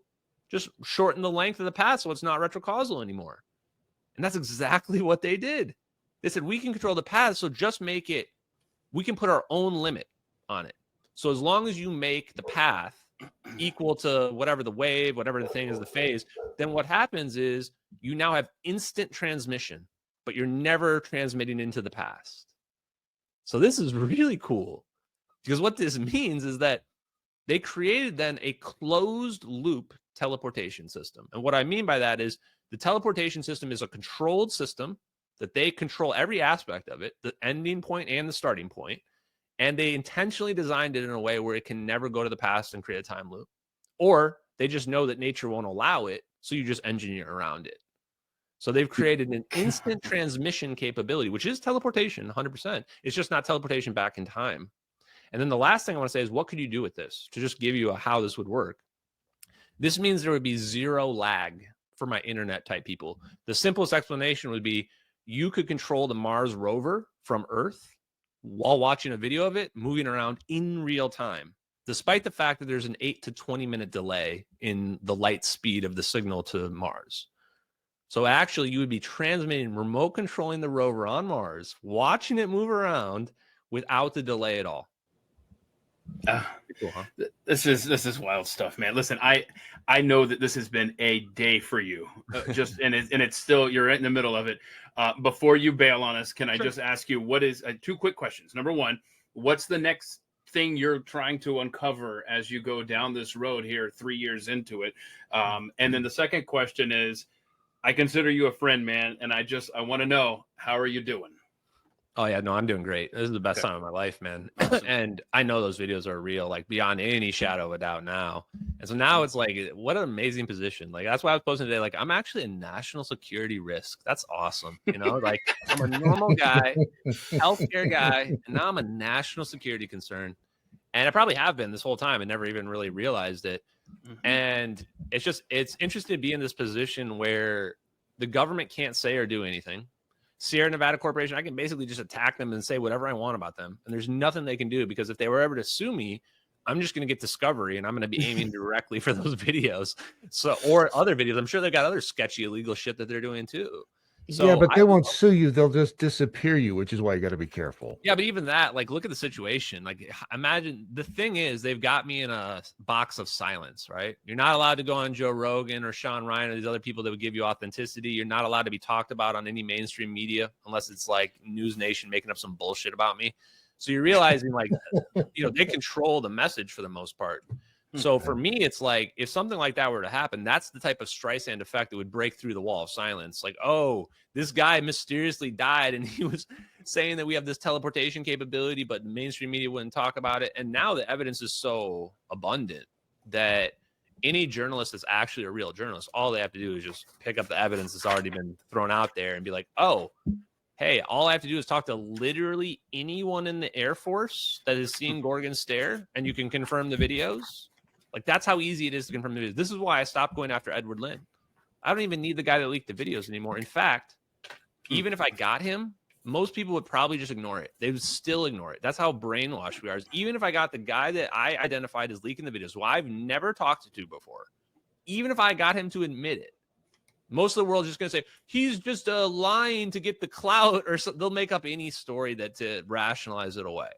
And so the saddest part is, once again, if anyone disbelieves, all you have to do is talk to any source in the Air Force that's seen Gorgon Stare in the last 10 years, and they'll confirm that that's the Gorgon Stare footage. End of debate. Both videos are real. All of it's real. Start coping with our new reality. So the question everybody should be asking right now, why is nobody doing that?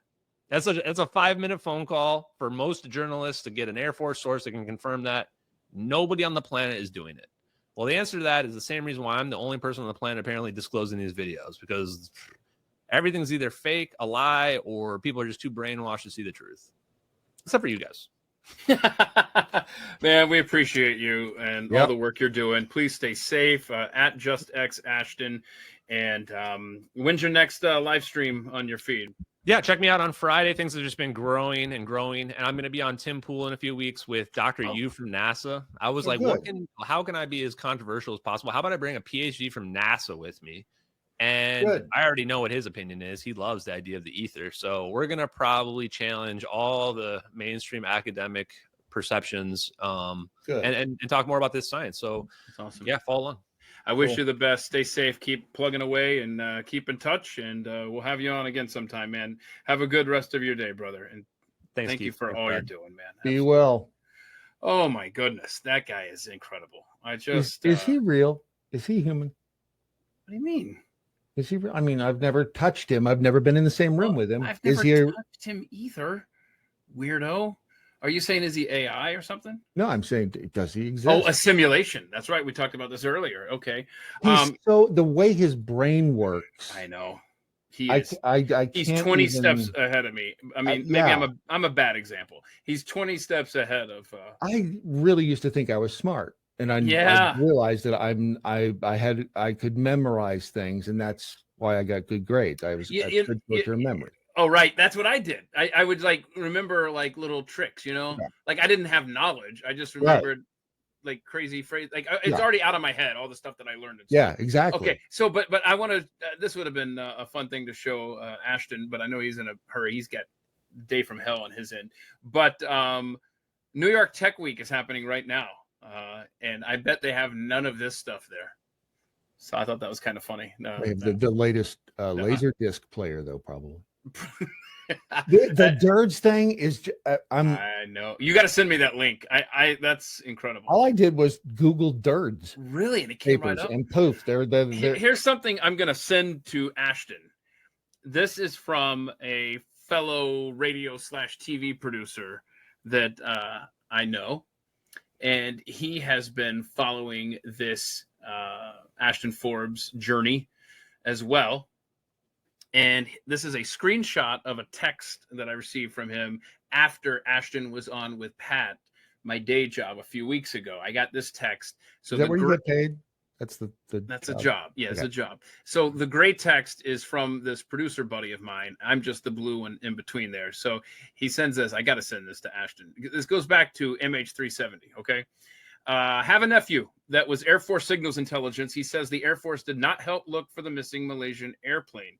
He read they were helping, but he would have been doing the electronic signal search work if they were, so they didn't. Wow, very interesting. He shared that with me when I asked if there was anything interesting but not classified he could tell me about MH370. He said since they didn't do any work, there was nothing to be classified. And it's like they knew there's nothing to search for. It's go look at the Titan mini sub thing. Remember when that happened, when the sub imploded, and then we later learned. Remember they all of the countdown timers they've got 15 hours of air, whatever it was. They got 15 hours. We had the countdown clock in the corner there of counting down. Oh shit, they're going to be dead in 14 hours and 59 minutes and blah blah blah. And it turns out the Navy had the listening devices and has listening devices, Yep. And knew when the damn thing imploded. They knew the minute it imploded and said, well, they probably said something, or either that or they didn't. And we were all, playing the stupid game while, for the next 15 or 40, whatever the time was. And they knew all along that the thing had gone poof and they were all dead. Say what you will about Jeremiah Wright, Barack Obama's pastor, and there's plenty to say about him, but one of the things that he did say that is absolutely true is, quote, governments lie, end quote. And my friend Mac Husband said something to me not too long ago, which I'd never considered, but he's right. Capitalism is brutal. And it is. Capitalism is brutal. One other thing here that I didn't get to play for Ashton, and again, I got to have him back on. Before I forget, you should have the OG blah blah blah on here too. A friend of mine, Robert Labella, he is in the intelligence industry, and he's another smart one. He's like wicked smart, and he talks, and I nod. I've known him for 40 years. Cool. Please give me the information. Yeah. Mario Nawfal. I don't even know how to pronounce it, but he posted this. I've seen that name. I follow him. Just a month ago. This video is going around there. It's out of Colombia. And can you see this? I think it's a little ball. Yeah. You seeing that? What's that all about? A little orb. And then they looked at it like Is it a balloon? Captured it or something. It looks like a balloon. No, because there's nothing. Hang on a second. So there's that. Hang on, let me go back here. Not that guy. Hey, who's that? Okay. El jueves 1 de mayo. Oh yeah, so I don't speak Spanish, but there's apparently the thing, right, that we were just seeing. Look at that. How'd they catch it? I don't know. In a net, in a big net. They caught it and they're wait. I don't know. I can't speak. I'm just Is that looking even at a the real video? Sphere is not hollow. I don't know anymore, man. I've been over this with you. What's the sphere? What's the name of the sphere that was in the 70s? Las Vegas. No, the sphere thing that they. What the hell? Not the Dyson sphere. The hell's that sphere called? The Bell? Is it the Bell's sphere? Is it BELZ sphere? I think that's what it's called. The Betz mystery sphere. BETZ. Okay, hang on. The Betz mystery sphere. Let me. Do you have a picture up down there? Let me see here. No. Hang on a second. That's cool. I'll get you a picture right now. You want a picture? I'll get you a picture of the Betz mystery sphere, and you tell me if it doesn't look like similar. Okay. So I think the lesson here is that everything's been around. None of it's hidden. Everything has been around for a long time. They just hide this stuff from us. They don't hide it. They don't hide it. I found that we just don't know what to look for. Yeah. Okay. That's been out there. The papers, the DIRDS papers. All I did, it took me how many seconds to find that, and we're sitting here looking at the titles of those papers, going, "Whoa, that sounds what?" But then you try to read it, and you go, "I have no fucking idea what any of this says." So is the question not, are we ever going to have time travel? We have it. But when? When are we going to experience it? You and I, or people, like just people. Is it going to be my kids, my grandkids? No, it's way too powerful. Where? And the Betz, the mystery sphere was discovered on my birthday in 1974. That's weird. I was exactly 10. No, we'll never have access to it because it's far too powerful, and the hierarchy of power in society will make sure that we don't. There have always been the layers of society. I mean, you go all the way back, and there's always been, and we've all brushed elbows with that upper. You have, I have. You've stuck your toe in the water. You've seen it. You've maybe talked to it, but it's a different sphere of society, and they will keep shit secret for forever. I worry about Ashton. Ashton's going to be all right. He's a big boy, but well, but it's not. But I don't know that he's naive to think they'll sue him, because they won't sue him. He'll disappear one day, or he'll be hacked up into little pieces and fed to the sharks if he's in a position where he's threatening, because that's what they do to you. That's what happens. Look at JFK. Look at RFK. Look at all. They just kill you. They don't sue you. They kill you. On that happy thought, we should wrap this up, I guess. You're absolutely right. Folks won't accept it anyway. That's just it. You start talking about teleportation, and people are going to look at you like you have three heads. They go, whatever. What are you smoking?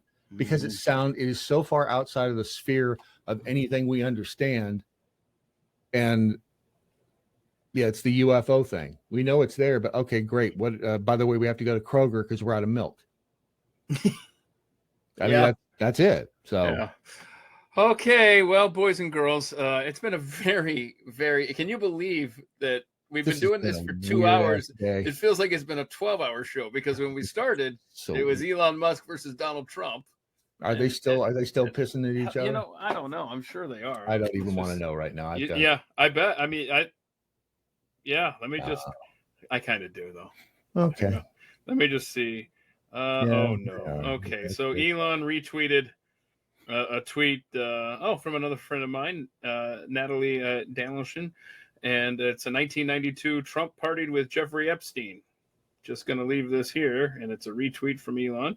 The Trump tariffs will cause a recession in the second half of this year. This is so manufactured. This Okay. this is being done for a reason, but I don't know what the reason is.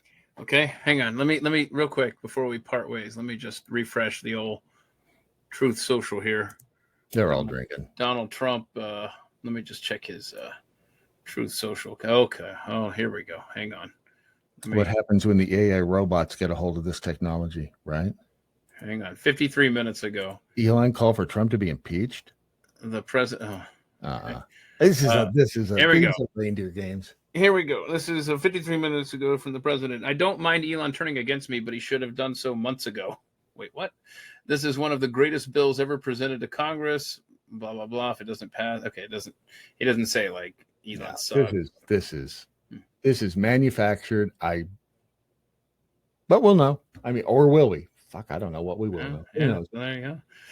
Okay, so a week from today, we're going to do the live stream again, and we'll talk about one of the. If we haven't been kidnapped by aliens. Kidnapped by aliens, who knows? At this point, I'd kind of welcome it, honestly. But we'll talk. Plane right there. You'll be on that plane, and if I'm still here a week. Okay, so that's a fair point. If I'm still around a week from now, we'll be talking about one of the unknown massacres in U.S. history, probably the biggest labor movement catalyst from 100 years ago. And then tomorrow, though, are you going to hang out with me tomorrow, or are you sufficiently drained after that conversation? You're going to be hanging out with me? I never want to see you again. Oh no! What Until did tomorrow. I do? Okay, so you, me, and Brad, and I'm going to call him 5 because it's 5 times August. His name's Brad, like yours, and I don't want to be like saying Brad, so it's going to be Brad and 5, I think, during the course of that show tomorrow. Sure. 3 p.m. Eastern, right here on X. Don't forget to check out Brad with his awesome stuff over at thedailymojo.com. You've got our awesome stuff too. Yeah. Okay. Don't put a trench coat on though before you say that. And of course, Gabby running the IG. Go check that out. And at themikeshow.com, where all of the audio, video, all that stuff. Oh, you know what? Since you're on X right now, it's all pinned to the top. It's right up there. Everything's pinned up there. Oh my gosh. Hang on. Before we go, I got to do one last thing. You're right. One last thing. Hang on. I went through. I cannot believe I did this. Where did I put it? I counted all of the silly live streams that I've been doing over the last couple of years. Do you have a guess? You should make it a cliffhanger and tell everybody tomorrow. Tomorrow, I'll find whatever I scribbled down my chicken scratch notes because I can't find it tomorrow. All right, see y'all tomorrow, 3 p.m. Eastern. Love you. Bye. See ya. Thanks for joining, everybody.